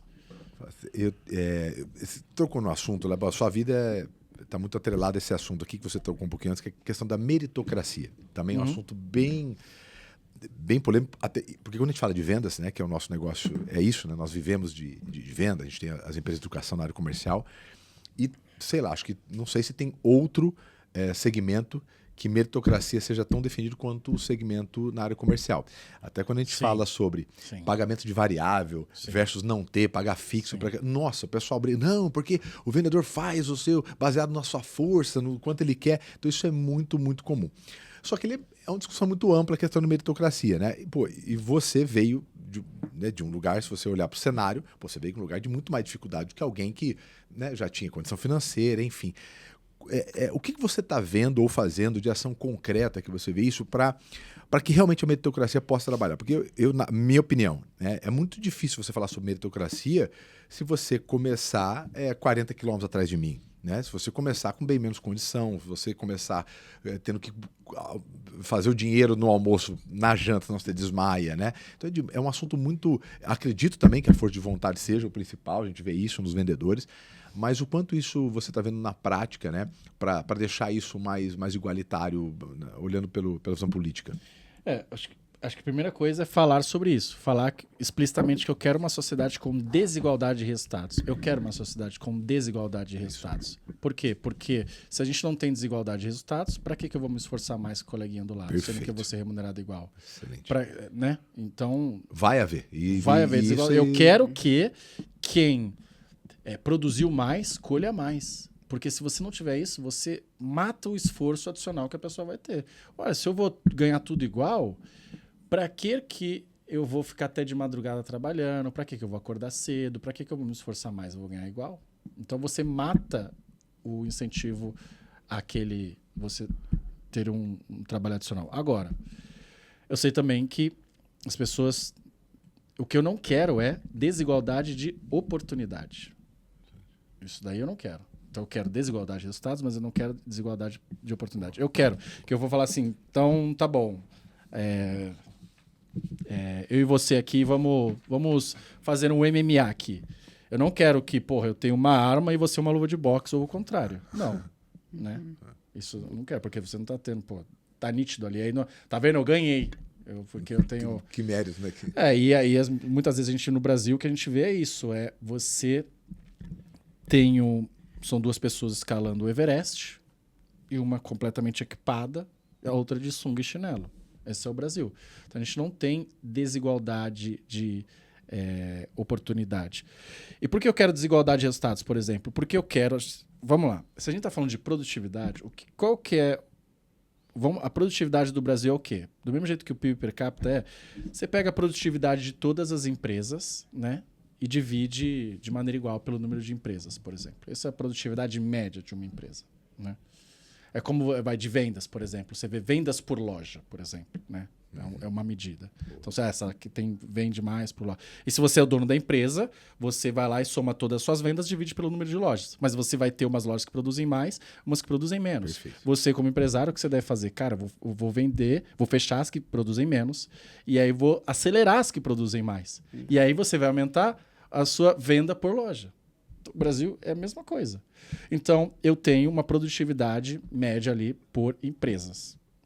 Nunca vi essa conta, deve ser interessante. Não imagina que é PIB per capita, o quanto que é a PIB por empresa. Exato. E você vai ter empresas que produzem mais e empresas que produzem menos. O que o cara da loja faz? O dono das lojas faz? Fecha as ruins. Então, o que um capitalismo de verdade faz? As empresas improdutivas morrem para que outras possam prosperar. O que o Brasil faz? O oposto. A gente pega as improdutivas, eu vou te ajudar. E as produtivas, eu vou te taxar. Não é isso. É o oposto. Quem é forte, você, do ponto de vista de empresa, do ponto de vista de pessoas, é outra discussão. Perfeito. Tá? Perfeito. É sobre empresas, né? Isso. De empresas Então, eu tenho que fazer as empresas mais produtivas, ajudar as empresas. Por quê? Porque daí você vai aumentar a produtividade média da empresa. Então, quando você dá um subsídio para uma empresa ruim, você está levando empresas zumbis viverem muito mais do que ela deveria. Então, quando você pega o número de empresas improdutivas, no Brasil é muito maior do que nos Estados Unidos, por exemplo. Lá você quebra muito mais rápido. Isso, do ponto de vista de empresas, do ponto de vista de país, é muito bom, né? Então, eu quero que isso aconteça. Agora, o que eu não quero desigualdade de oportunidade também para a empresa. Eu quero que, se você for abrir uma empresa, você já é um cara bem sucedido, mas se você for abrir uma empresa, você tem a mesma chance de prosperar do que... vou botar para cima. Do que o filho do Jorge Paulo Lemann, por exemplo. Que eu sei que você é minimamente self-made ali. Então, do que o filho do Jorge Paulo Lemann. Entendeu? Eu não quero que ele tenha mais sucesso só porque ele é filho do Jorge Paulo Lemann. E, incrivelmente, nos Estados Unidos é um pouco esse país. Nos Estados Unidos, se você tiver uma boa ideia, claro que também você tem, mas se você tiver uma boa ideia, você vai, porque o venture capital lá é muito desenvolvido. Né? Então, eu quero que a gente tenha desigualdade de resultados, mas eu não quero desigualdade de oportunidade. Pelo contrário, eu quero igualdade de oportunidade. Eu quero que as pessoas e as empresas que saiam de pontos de vista diferentes, que elas possam ter a mesma igualdade. E quais são essas ações aí que você está vendo mais práticas, além das suas, né? De falar, se quiser falar um pouquinho, mas que você está vendo isso que está indo bem, né? Ou já está implementado, ou que está... Eu tenho um projeto de lei que foi aprovado que dá uma... Isso eu já falei, eu não gosto de coisas gratuitas ou bolsas, mas para isso faz sentido pelas evidências. Dá uma bolsa para aluno de escola pública poder frequentar a escola. Então, o que acontece? A evasão escolar é um problema, porque... problema para a sociedade. Porque o cara que não termina... Não estou falando faculdade, ensino médio, tá? Primeiro colegial, segundo colegial, terceiro colegial. O cara que não termina o ensino médio, ele, na média, ele vai cometer mais crimes, ele vai ter salários menores, desemprego maior, as mulheres ficam grávidas mais rápidas, tal. Por que esse cara... Não adianta a gente só falar, vai para a escola, que é importante. Se você estuda no Rio Branco, é fácil, né? Agora, se você for uma escola que o professor fala, que o professor não te ensina, é difícil ir para a escola, né? E que você também está deixando de fazer dinheiro de alguma outra maneira, isso, nesse período, é o ponto, né? Esse é o ponto. Esses caras vão muitas vezes porque eles trabalham. Quando exato. você vê, eles representam em média 30%, 40% da renda da família. Da família, exato. Então não dá para você falar para esse cara, vai para a escola. Porque ele é 30%, 40% da sobrevivência, renda da né? família dele. Comida, não é? Exato. Então, qual que é a ideia? A ideia, então, tá bom. Olha, você não precisa trabalhar. Nós vamos te... não é grande não, tá, o valor da bolsa. Nós vamos te dar uma bolsa para você frequentar a escola. E para você ganhar essa bolsa, você tem que ter 80% de frequência, tem que passar de ano, não pode cometer crime, etc. Uma série de pré-requisitos. E daí o cara vai lá e recebe essa bolsa. Cara, quanto você acha que é? Sei lá, 400 reais. R$150. E já tem um mega efeito. Porque tem alguns, foram feitos pilotos em alguns lugares. R$150 é um programa muito barato. Para a pessoa frequentar a escola e se capacitar. Porque se ela frequenta e termina o ensino médio, ela pode ir para a faculdade. Cara, porque no ensino médio, você não deveria ser, mas muitas pessoas mal não conseguem ler, são analfabetos funcionais, fazer com... Então, minha educação mãe foi professora básica. Básica a vida inteira. Se aposentou no colégio de estado, município, com criança. Então, eu conheço bem a realidade. Então, muitas vezes o cara não vai para a escola, não é só porque ele não quer. É porque ele tem que trabalhar em casa. Sim. Desigualdade de oportunidade. Esse cara, se tivesse nascido numa família rica... E às vezes esse cara é um cara de alto talento. Só que ele é de alto talento, né? Só que ele não frequentou, não terminou o ensino básico porque ele tinha que trabalhar. Então você está falando de desigualdade de Que oportunidade. oportunidade. Então exatamente. cara, de novo, eu acho que tem que cobrar um monte de coisa. Para mim faz muito mais sentido você dar uma bolsa para esse cara, pobre, escola pública, tem que frequentar a escola e tal, do que ser 16 bilhões de Lei Rouanet para financiar o show da Cláudia Leite. Ou tirar um pouquinho aqui, né, das universidades, né, cara? Ir pra cá. A base. O meu projeto de lei base. propõe isso também, que o dinheiro arrecadado vai ser dado também parte em bolsa para os mais pobres. Mas o pessoal que defende... O projeto seu do pagamento do pessoal do Isso. pagamento. Então eu vou pegar, o super rico vai Faz pagar muito sentido. e parte disso, porque não é só você jogar o cara na universidade. Claro. Tem que comprar livro, tem que ter permanência estudantil, é um problema grande também. Então, cara, vamos pegar de quem tem dinheiro e aí a gente consegue parte disso e vamos dar 200, 300 reais para o cara poder comer, comprar livro, etc. Os mais pobres de verdade. Pois é, mas... E os que Naming estarem, rights. de fato, terem um resultado mensurado ali, de alguma forma, de dedicação versus, né, a performance mesmo, né?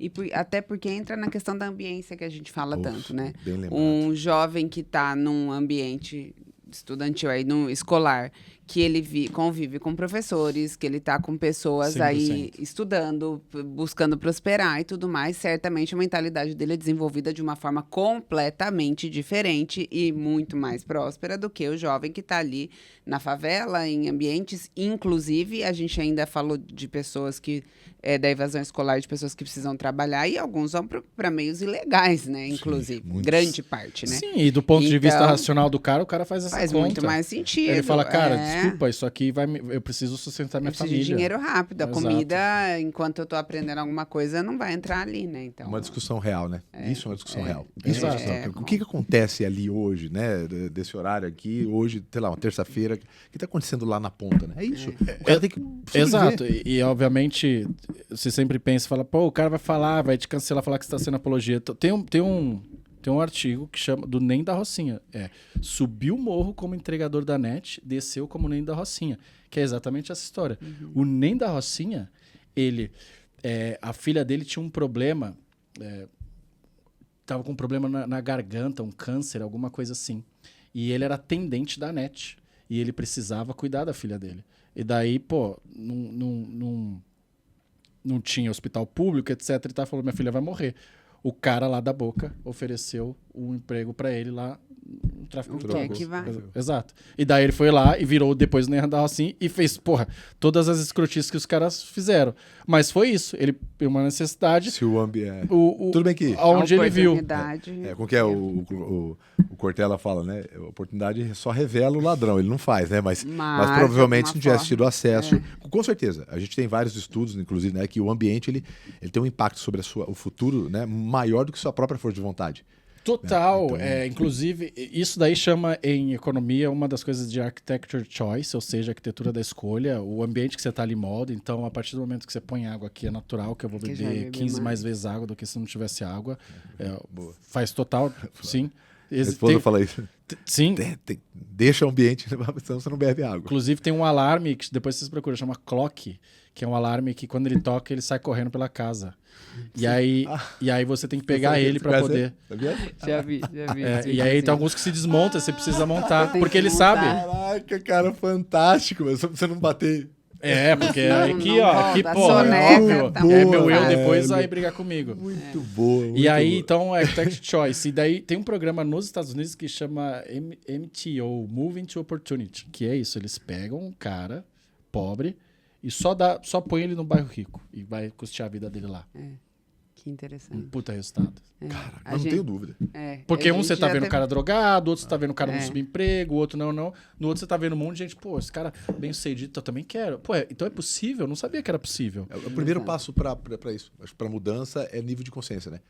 Que nível de consciência Saber pra mim que é... existe. Até no começo do episódio ele começou falando, é normal eu ficar numa sala de 40 graus e tá no normatizado. calor. Exato, e ele olha pro acha que é lado. normal, É né? isso. Falaram que era, não conhece que era outra realidade. O primo dele Foi. fica numa sala, ele acha que é aquilo, né? Não existe um outro depois daquela porta, né? Quando eu falo pessoal, né, que eu conto a minha história e tal, eu falo, cara, se algum momento eu passei a ideia de que eu passei fome, essas coisas, então me expressei errado. Não é nada disso. Minha mãe é professora, meu pai era mecânico de avião da VASP e tal, mas eu não passei fome. Mas os sonhos desses caras que nascem nesses lugares é muito menor. Porque eu falo assim, vou fazer... se eu pegar um sobrinho meu ou um filho meu, fala, pai, quero fazer economia. Eu vou falar, cara, você quer no Brasil? Você vai ter USP, PUC-Rio, FGV, INSPE, você tem as de fora, tem Yale, Harvard e tal, vou te ajudar a aplicar. Quando você nasce num lugar desse, você fala assim, quero fazer economia. Ninguém fala, ou engenharia, ninguém fala, você pode ir para o ITA, Não. você pode ir para a Poli. Existe Eu isso, falo, cara, você não vai passar, isso é coisa dos ricos, tá? Esquece. Você não vai passar. Então, e outra, nem tenta passar lá, vai ser trabalhar ali no mercadinho ali, que eu vi que eles estão procurando empacotador. É isso, é a realidade lá. E pela falta de conseguir, não é nem por não querer, não existe. É aquela, cara, isso não, ninguém que em volta tocou aquilo, não vai pra lá que aqueles desenhos da Disney, né, faz muito isso, né? Não vá depois da montanha, não sei o que, mas é uma realidade muito grande isso, né? Só para vocês verem como isso daí eu acredito muito no que vocês falaram, tá? Do ambiente e tal. E hoje eu consigo ver como isso é determinante, eu não tinha noção disso. Daí mesmo assim você fala, mas você conseguiu então sair de lá, né, da Zona Leste, do Itaim Paulista e hoje vive mais no Itaim Bibi. Mas é porque a minha mãe era professora e tinha minimamente uma estrutura na família. Então talvez eu tinha alguns lapsos de momentos desses que era possível. Não era só exemplo ruim. E aí tem um conceito que eu gosto muito de chamar de desamparo aprendido, que é um pouco isso. Os caras fizeram testes, pegaram assim 2 cachorros. E daí dava choque nos 2 cachorros. E aí ele tinha um botão lá que um cachorro apertava e aí parava de dar choque. E o outro, o botão não funcionava pro outro cachorro. Então, tomava choque, apertava o botão, parava de dar choque. E o outro tomava choque e não fazia nada. Depois, eles mudaram esses 2 cachorros de ambiente e botaram ele num negócio assim de metal no chão e deram choque de novo. O cachorro que aprendeu que se ele apertasse o focinho lá, parava de dar choque, ele pulava. Ele tentava fazer alguma coisa. Tentava. O outro continuava deitado, tomando choque. Porque ele aprendeu. Ele fala, cara, nada do que eu fizer para esse choque. Experimento psicológico. Caraca. Então é isso que acontece com as pessoas. Por isso que você pega, às vezes, as pessoas mais pobres, mais humildes, eles, em geral, brigam muito menos, às vezes, na média, pelas coisas. Porque já toma tanto não. Pega os seus melhores vendedores, é isso. Ele fala, vamos lá. E o outro já... Por quê? Porque aquele cara fez aquilo e deu certo. O outro já tomou tanto não que ele fala, cara, não vai dar certo. É o desamparo aprendido. Olha, tem uma parte do livro do Originais, né? Como os inconformistas mudaram o mundo. Porque eu adoro esse livro. E lá tem uma parte que ele fala da pesquisa que pessoas de classe C e D aceitam impostos 50% a mais do que as pessoas da classe A. né? Justamente por elas não saberem que dá para tocar um país sem ter que aumentar imposto. Não sabe que é uma curva de Laffer, não sabe. Então, assim, corrobora muito com isso, né? O fato de você não saber que existe uma outra maneira de fazer, inclusive é o primeiro capítulo do meu livro, O Vendedor Bonzinho Ficar Rico, são os 4 modelos mentais. O primeiro, eu preciso saber. Cara, é muito difícil alguém que não está enxergando dar o próximo passo. Por isso que os grandes empreendedores é 1 a cada trilhão. Porque é muito difícil o cara não enxergar e mesmo assim ir lá. A maioria precisa ver algum tipo de evidência para dar um passo. E acho que, para mim, o maior sucesso de uma política é conseguir fazer isso. Dar com que as pessoas... dar a oportunidade que a pessoa consiga enxergar que é possível. Sim. Porque quantos talentos exatamente não são perdidos, né? Nas empresas também, né? O ato de não dar condição são desperdiçados e essa acaba sendo um grande objetivo. Olha, eu posso fazer 2, 3 perguntinhas bem de bate-bola, assim, de sim ou não, tal, bem curtinho, que são algumas dúvidas que eu tinha lá no começo. Falei, deixa o Léo entrar, depois eu faço para ele algumas perguntas. Só para deixar no ar antes, um gancho que você não deixa as perguntas aí, mas até para acreditar que era possível, a gente teve grandes apoiadores que nos trouxeram que é possível. Cara, eu queria falar a EQI disso. nos abrigando aqui, o Léo de volta aos tempos de... Sim. Do mercado. Já sabe tudo, Léo. Já deu aqui umas dicas já para todo mundo. A gente foi ver e falou, não, já não faz isso aqui, não põe aquele lá, não põe dinheiro para lá. Já veio da mentoria aqui. Aqui a gente está aqui na IQI, né? E eu sempre, assim como o Léo tem um dos projetos dele, né? De buscar, por exemplo, empresas para naming rights, né? Dentro de universidades estaduais, públicas, federais, enfim. Obviamente, como é muito comum nos Estados Unidos, né? Para performar, dar melhor condição.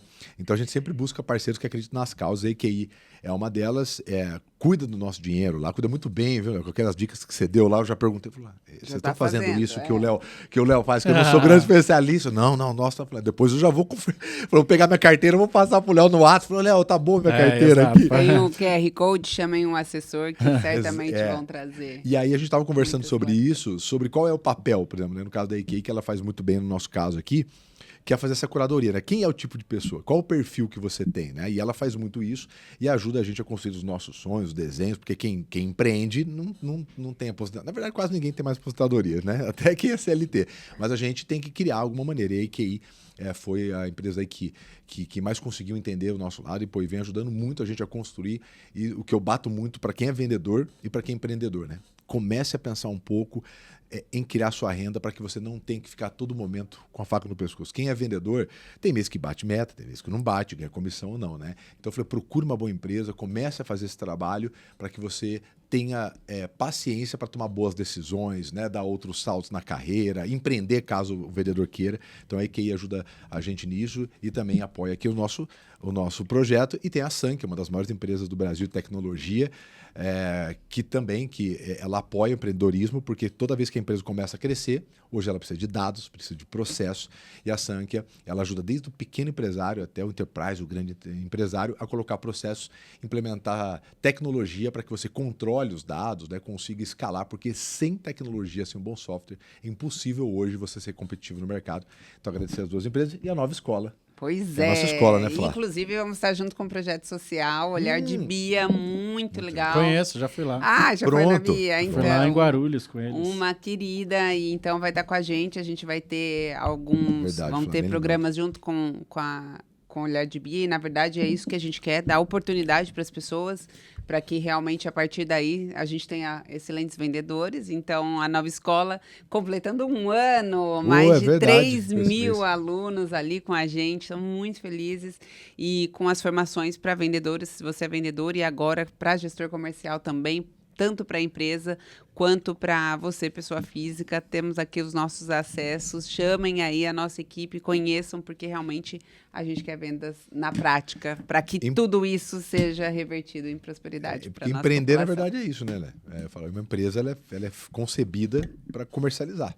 Para vender. É isso, é o coração do negócio. Sem a venda, a gente não tem as outras etapas. E, como, em geral, toda a educação no Brasil ainda é muito falha, para a área comercial mais ainda, não tem uma cultura, né? Então, a gente vem fazendo isso já com um certo sucesso aí, já estamos com mais de 3 mil alunos, e o projeto que a gente vai fazer social é muito isso.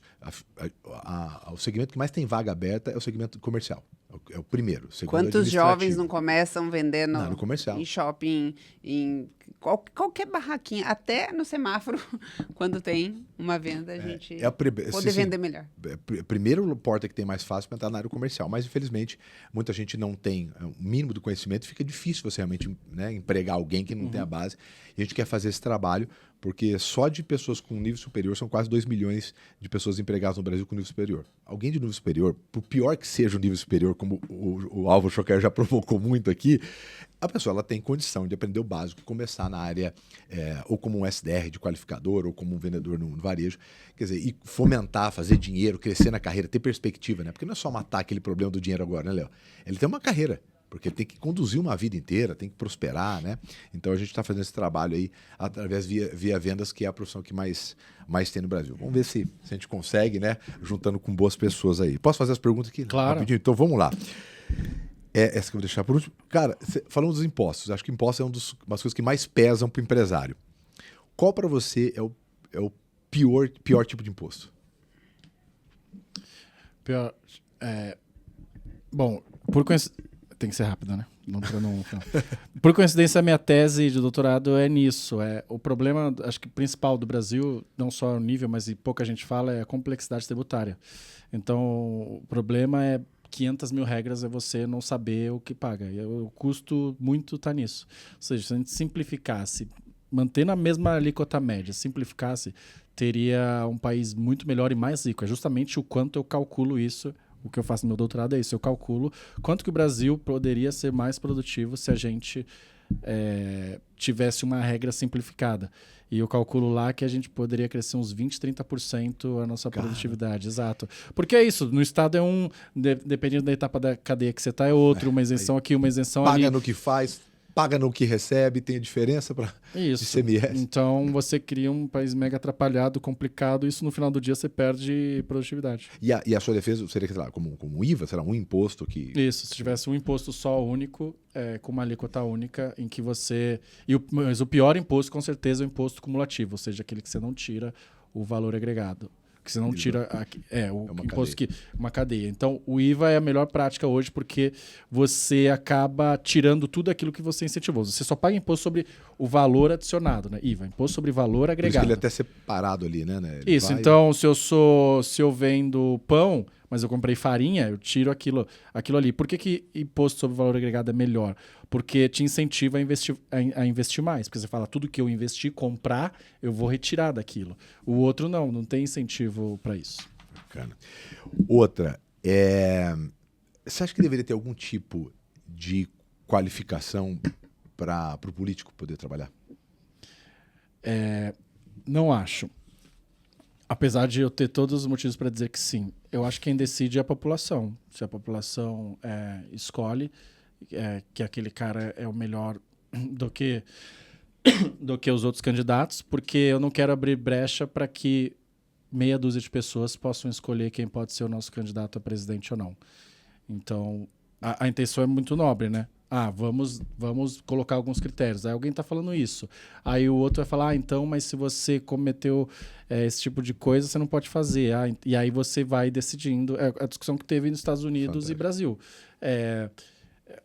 O STF deles entendeu que, cara, quem vai decidir é a sociedade. Não vai ser 6 pessoas aqui que vai decidir se o Trump pode ou não ser candidato. Se a sociedade achar que não deve porque ele cometeu, porque ele foi indiciado por aquilo, então ele não vai ser eleito. A sociedade entendeu que sim, ele deveria ser o próximo presidente e, infelizmente, funciona assim na democracia, né? Essas pessoas votam, você elege a pessoa. Nem todo mundo concorda...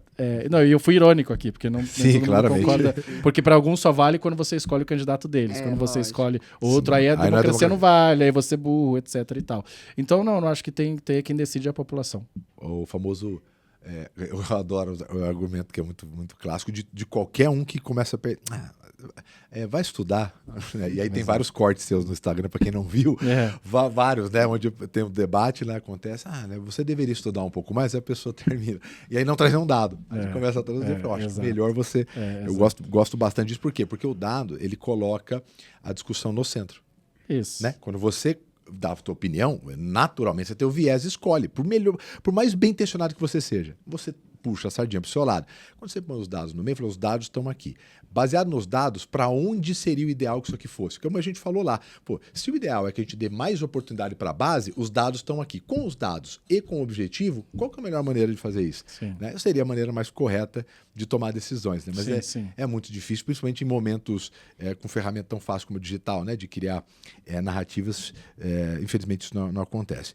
E a pergunta que eu fiz para você no final do nosso bate-papo, quando a gente fez lá nos Sales, né? Que eu falei, Léo, quando você entrar, você volta para me contar. Depois que você entrou para o meio do jogo, o que você viu que te deu esperança e o que você viu que você fala, cara, eu não sei se isso aqui tem jeito, não.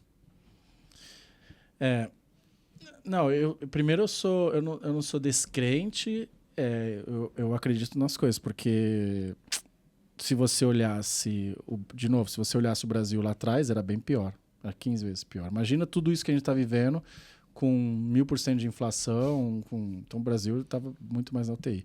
E inclusive na minha vida também, quando eu falo, pô, olha de onde eu saí, com muito menos recursos eu consegui mudar as coisas da minha vida. Então agora eu tenho bem mais recursos. Então, pô, esperado que eu consiga. Então eu acredito muito na capacidade de mudança. Mas como eu falei, em geral, que é aquela conversa que a gente estava tendo antes do podcast, em geral tudo é incentivo. Tudo é incentivo.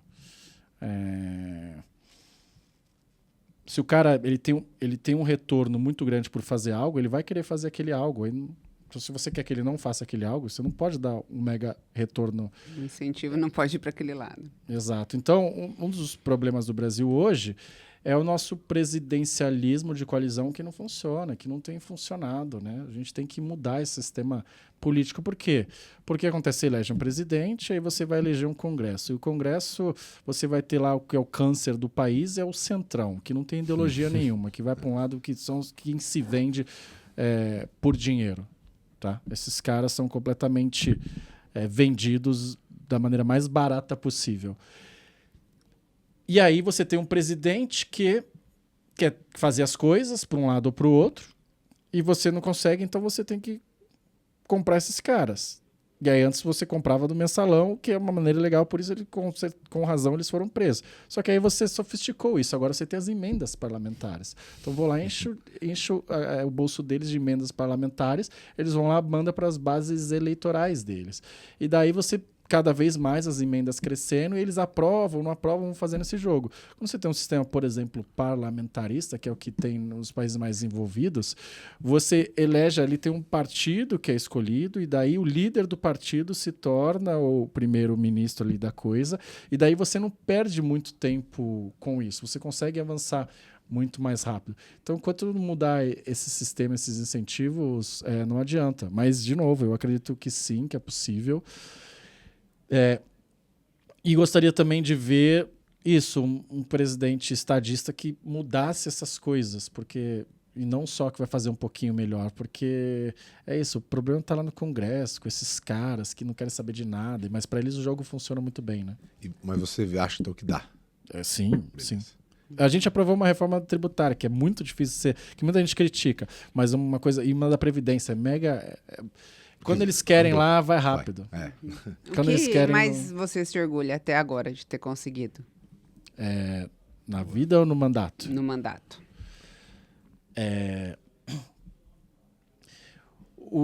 Eu acho que as emendas parlamentares fazem muita diferença na vida das pessoas, tá? Então, um deputado ali estadual tem uns 10 milhões por ano para alocar nas coisas que, então, vai muito para a saúde. Então, contribui muito com o Hospital Santa Marcelina, lá em Itaquera. Escola. Então, é muito legal quando você vai lá e fala, esse equipamento de câncer aqui, eles compraram com a tua emenda. E você vai lá na quimioterapia e a pessoa está saindo. Então, isso é muito legal. Mas eu falei que não tem muito mérito, né? Que eu não dei nada, né? É da sociedade isso daí, né? Tipo, eu só tô alocando de uma maneira melhor, eu só não tô roubando, igual a maioria faz, né? E eu só também não tô fazendo política porca, que vamos construir uma quadra de grama sintética aqui para falar que fui eu que fiz e posso ganhar alguns votos. Não. Eu já fiz post isso. Não me peça dinheiro para fazer Eu ia festa. falar isso agora, não me venha. Não me peça dinheiro para fazer festa, para fazer celebração, porque tem gente sem esgoto em casa. Tem gente agora que poderia não morrer na fila do hospital porque o equipamento de câncer não foi suficiente para atender todo mundo. Então, minha verba vai para isso. Não me venha para celebrar 9 de julho dos inconstitucionalistas, que se dane esses caras. Né? Precisa ajudar quem de fato precisa. Mas, além disso, eu falei, não tem muito mérito. O que eu acho legal são 2 coisas. Primeiro, os projetos de lei, que eu aprovei, que aí sim não teria. Mas o que é mais legal isso é ouvir, tipo, do pessoal, pô, você me representa. Tipo... Isso é forte, tipo, isso é muito forte. Mais de 90 mil votos? Né? Foi 90.688. E aí fala, porra, você me representa. Tipo, por caras igual você, eu ainda tenho um pouco de esperança. É o que, assim eu que vejo eu fui muita gente no apresentada. comentário dos seus posts, Exato. isso aí, cara. Exato. Quando Você eu pode leio ver que tem um aquilo, monte. Quando eu leio aquilo, eu falo, Melhor cara, voto da vida. Tipo, vou votar... nesse ambiente, já é legal. Mas nesse ambiente onde Exato. é só desânimo, é só falta de perspectiva. O cara olhar e falar, pô, cara, isso é foda. Porque é isso.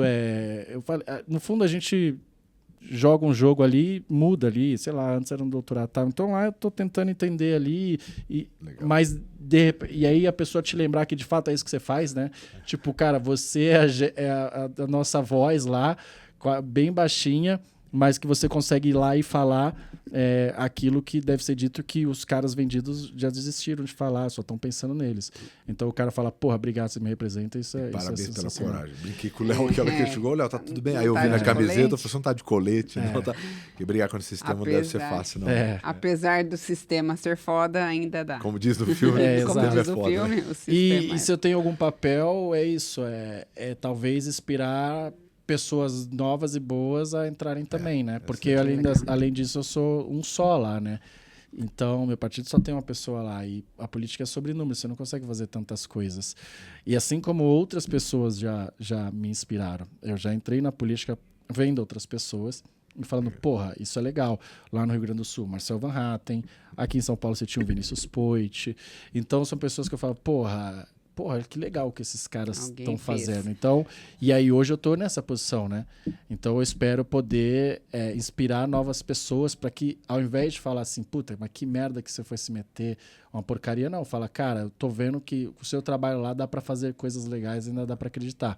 Porque daí, se você colocar cada vez mais gente, aí você muda o jogo. E não precisa nem ser metade das pessoas. Porque se você tem 5, 10 que pensam bastante, eles valem por muitos. Então daí a gente consegue mudar um pouco. Enquanto a gente tiver as pessoas se esquivando disso, achar que não é problema delas, vai sobrar as pessoas que fazem da política lucro, comércio e um negócio. Então, se a gente tiver mais pessoas boas, daí assim a gente consegue mudar. Porque pronto, aí a gente vai voltar as coisas e falar, cara, isso é meio óbvio. E as coisas vão mudando. O Daniel Pink, lá no livro dele, esqueci, eu vou lembrar o nome. Tô ficando velho, tô esquecendo o nome das coisas. E ele cita um estudo justamente sobre isso e ele faz um comentário, né, que no ambiente onde os bons resolvem sair, obviamente, só vai perpetuar, né? E é o que a gente vê muito na política. Você vê as pessoas toda hora, né? Qual é a profissão menos político, tá em primeiro. Então, bom, um ambiente desse, imagina, quem quer estar num ambiente, né, como esse? Quer dizer, se você tira pessoas que vão se preparar, bem intencionadas, inconformadas com a operação, então realmente ter gente e ganhar essa voz aí, e ainda bem que tem as redes sociais, né, que ajudam bem a expandir, isso é muito importante. Penúltima pergunta rápida, Palmeiras ou Corinthians? Corinthians, sou corintiano. É óbvio, isso pode provocar. E a última e mais importante, Carlos Ancelotti vai dar certo na seleção brasileira? Topou agora, antes de eu entrar, e agora foi que topou. Preciso saber a sua opinião, pô. Você como corintiano, vencedor, que é o time do Corinthians. Não sei se vai dar certo. Será que ele aguenta a politicagem? Difícil. Eu fiz hoje um grupo. As pessoas falam que, porque a política e tal, qualquer ambiente que tenha poder é um ambiente político. Qualquer um que tenha poder é um ambiente político. As pessoas falam, porque elas falam isso pra mim. Elas falam assim, então, como é que você aguenta? Vem cá. Você acha que... É que você não conhece como funciona o mundo, assim. Eu sou fã do Ayrton Senna. Ele falava desde antes. Eu gostava mesmo de correr no kart, porque no kart é pilotar. Isso aqui é política, é dinheiro e política. Fórmula 1 há 30 anos atrás, 40 anos atrás. Então, CBF é política o tempo inteiro. Então, é um negócio que... Enfim. Lembra, a gente teve a Hortência aqui, né? A Hortência falou muito sobre isso. Por que ela não estava, né, na federação, e ela falou. O Ronaldo é o maior exemplo disso lá. Não deixaram nem ele falar. Porque Ronaldo, muito legal tal, o que você fez, mas então, é que o dono do cofre aqui é o cara. E aí, se eu estiver do teu lado, ele desliga o cofre. Acabou. Ponto final. E aí as mudanças não vêm. E falando de mudanças virem, bom, mudamos para variar, estendemos aqui mais um episódio e tem vários tem temas 34, quentes aqui, mas tarifaço, Puta, o DNSS, né? Minha nossa, mas tudo bem, foi muito bom. Mas é uma coisa, assim, algumas perguntas aqui, já o Léo meio que respondeu, que é a questão do de graça, né? Falou, de algum lugar vem. Então, por exemplo, se um dia no INSS, né, que teve desvio e não foi resgatado, e você vai pagar as pessoas, da onde que vem o dinheiro de novo? Então, nunca esquecer isso, né? Não existe nada, exatamente nada, gratuito, nem na política. A pergunta que todas as pessoas devem se fazer, qualquer bem provido pelo Estado, é quem paga a conta? É sempre essa. Porque às vezes você faz sentido, como eu falei. Nesse caso, jovens, no meu projeto de lei, jovens da escola pública que no ensino médio, acho que faz sentido eles terem essa bolsa. Quem que vai pagar? O restante da sociedade. São os caras mais ricos, beleza. Agora, meia entrada no transporte público para idoso não é uma política boa, inteligente, focalizada. Porque você vai permitir que um cara que é idoso, mas ganha 100 mil reais, possa andar gratuitamente. Só como um exemplo. Então, quando você faz uma política para quem ganha 10 mil reais, esse cara, quando você pega a distribuição de renda brasileira, ele está entre os 5% mais ricos. Esse é o dado. Então, quem está pagando todo o resto? É a USP. Quem está financiando a USP?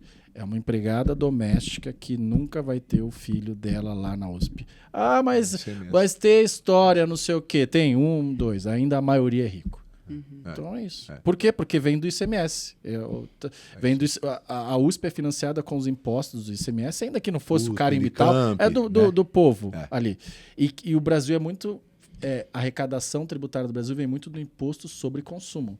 Imposto sobre consumo, toda vez que a gente consome, ICMS e tal, você paga o leite, paga... E quem paga mais imposto sobre consumo, proporcionalmente o mais pobre. Por quê? Porque uma caixa de leite pesa muito mais no bolso. Você paga a mesma alíquota. Você, Jorge Paulo Lemann, paga a mesma alíquota no imposto. E aí, só que isso onera muito mais os mais pobres. Aí você pega o dinheiro desse cara e vamos alocar tudo lá.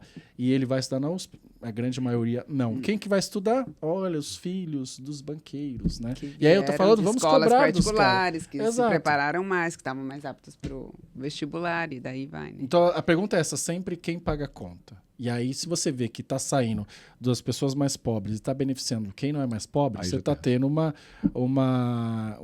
aumento de desigualdade. Aí. Quando você vê que está saindo de pessoas mais ricas e indo para os mais pobres, aí sim, eu vou dar um exemplo. Por que eu sou a favor de pedágio. Quando você cobrar pedágio. Porque se você não quiser pegar o carro e ir para lá, você não vai. Então você tem o cara que vai na sua... moto não tem que pagar pedágio. Por que não? Por que não? Aí você tá tirando o cara que pega a sua moto, a sua BMW de 500 mil reais e não paga. É isso que você tá fazendo. E aí o cara de Fusca, ele tá pagando. Esse cara tá pagando. Então é isso. Agora, para Campos do Jordão, tem que cobrar, porque o cara mais pobre, ele não vai fazer aquilo. E aí você pode falar, obviamente, mas o cara que mora ali na região, beleza, isso é outra discussão ali, que é uma minoria, um resíduo. A grande verdade é que, então, se você usa, você paga, né? Ou, por exemplo, o ginásio do Ibirapuera, que o Dória concedeu, custava, sei lá, mais de 10 milhões por ano. Quem paga isso? Quem paga isso é a Dona Maria, empregada de uma área carente de Ribeirão Preto, que nunca botou o pé dela no Ibirapuera. E quem que é beneficiado? O cara que vai ver MMA, o Holiday on Ice à noite. Holiday on Ice. Exato. Eu já integrei minha idade. Então, é muito legal e traz uma grande lição para a gente, assim, para estarmos mais conscientes, né, em relação a isso, principalmente...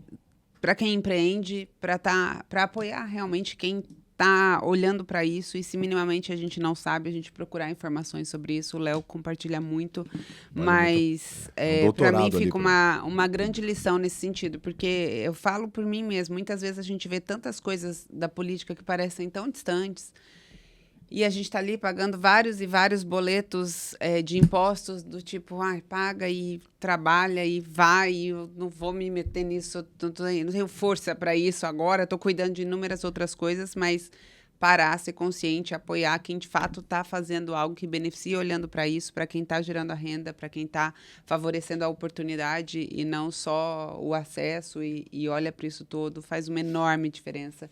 Então, esse foi um dos grandes motivos que a gente trouxe o Léo para cá, para trazer primeiro nível, a consciência que existe, que é possível. E não precisa concordar com absolutamente tudo que ele diz. Não é em todos os sentidos, mas é sobre o quanto tem consciência, o quanto faz sentido e, de fato, para um Brasil mais próspero, que é o nosso grande objetivo de vida, né? E que para você, empresário ou vendedor, que se apoie muito no que eu defendo muito, também um dos motivos de trazer o Léo. Pô, se a gente tem um desafio, se a gente quer melhorar, sair do lugar, vamos se basear mais nos dados, né? Vamos aprofundar, vamos também abrir para discussões. Na sua empresa, por exemplo, às vezes você está fazendo a mesma coisa há tantos anos, o negócio não dá certo. Pô, será que não é o momento de você procurar um lugar, um grupo, uma pessoa para repensar, né? Trazer alguém, enfim, mas se baseie em dados, né? Não, cuidado com as suas opiniões, né? Talvez o que funcionou 20 anos atrás não funciona hoje, então seja mais criterioso e principalmente nos negócios, os dados são indispensáveis para que você possa tomar boas decisões também. Então, Léo, primeiro, cara, obrigado mais uma vez, viu? Obrigada, obrigado foi aí muito bom. E que continue aí com essa coragem sua. Eu sei que não é fácil e isso é para perguntar onde que as pessoas te encontram. Se você puder indicar algum conteúdo seu para elas conhecerem de fato o seu trabalho de uma forma mais ampla, além de somente cortes de redes sociais. Léo Siqueira BR, em todas as redes é o mesmo. No Instagram, YouTube, Twitter, TikTok. Acabou. Procurei tá na bom, fonte, já não apenas caramba. por... já vi o corte desse cara e não sei o que. Não. Vai entender os projetos, vai entender o papel e principalmente aprender. E o Léo responde bastante gente ainda, tem Respondo. muito paciente, muito. Várias vezes escrevi lá, falei, Léo, tem alguns assuntos que estão na discussão, eu falei, Léo, parabéns, porque o nível de paciência seu aqui para responder, ele vai lá, responde todo mundo. Eu acho bacana isso aí, é fantástico. Léo, e se alguém, sei lá, de alguma maneira quiser, porque tem muita gente como eu aqui, né, que é um entusiasta dessa defesa sua, desse modelo seu. Lá também ele consegue entrar em contato com você? Apoiar, como é que ele pode forma. apoiar? Eu vejo todos entender os directs. Projetos. Eu vejo todos os Manda directs, lá pode no mandar. direct, Pode mandar. como que a vejo gente todos. apoia E ali você- e... Nossa, Ele quem pode estiver orientar. duvidando, fala, eu vi lá, vou responder. E se for mentira, o cara vai falar, você mandou. Eu vejo todos, 100%. Que fantástico. Eu não respondo, mas eu vejo. Eu não consigo, mas eu Vai dar vejo conta. todos. Tá. E aí, pô, se o pessoal tiver algum interesse, chama lá. Se você Isso. souber alguma coisa, você encaminha, Isso, orienta. isso. Legal. Chega, Importante. chega bastante coisa. Querendo ou não, eu sou um representante da isso aí. sociedade. Então, qualquer problema que o cara tem, enfim. Ou que queira apoiar também, alguma coisa. Isso, Cara, eu exato. gostei da sua causa, como é que eu consigo ajudar aí também? Isso, quiser ajudar, chamar para evento, palestra, enfim, qualquer coisa, pode mandar que tem lá. Legal, show de bola. Fechadíssimo. Euzinho, obrigado mais uma vez. E obrigado a você que ficou com a gente aqui. Espero que tenha provocado você bastante. Né? Mais uma vez aí, aberto um pouco a cabeça cada vez mais, tendo acesso a novas informações e que a gente possa ter esse espírito aqui para buscar um país melhor. Afinal, é aqui que a gente vive, aqui que a gente vai empreender, aqui que é o futuro nosso, tá bom? Grande abraço e a gente se vê no próximo podcast. Tchau, tchau.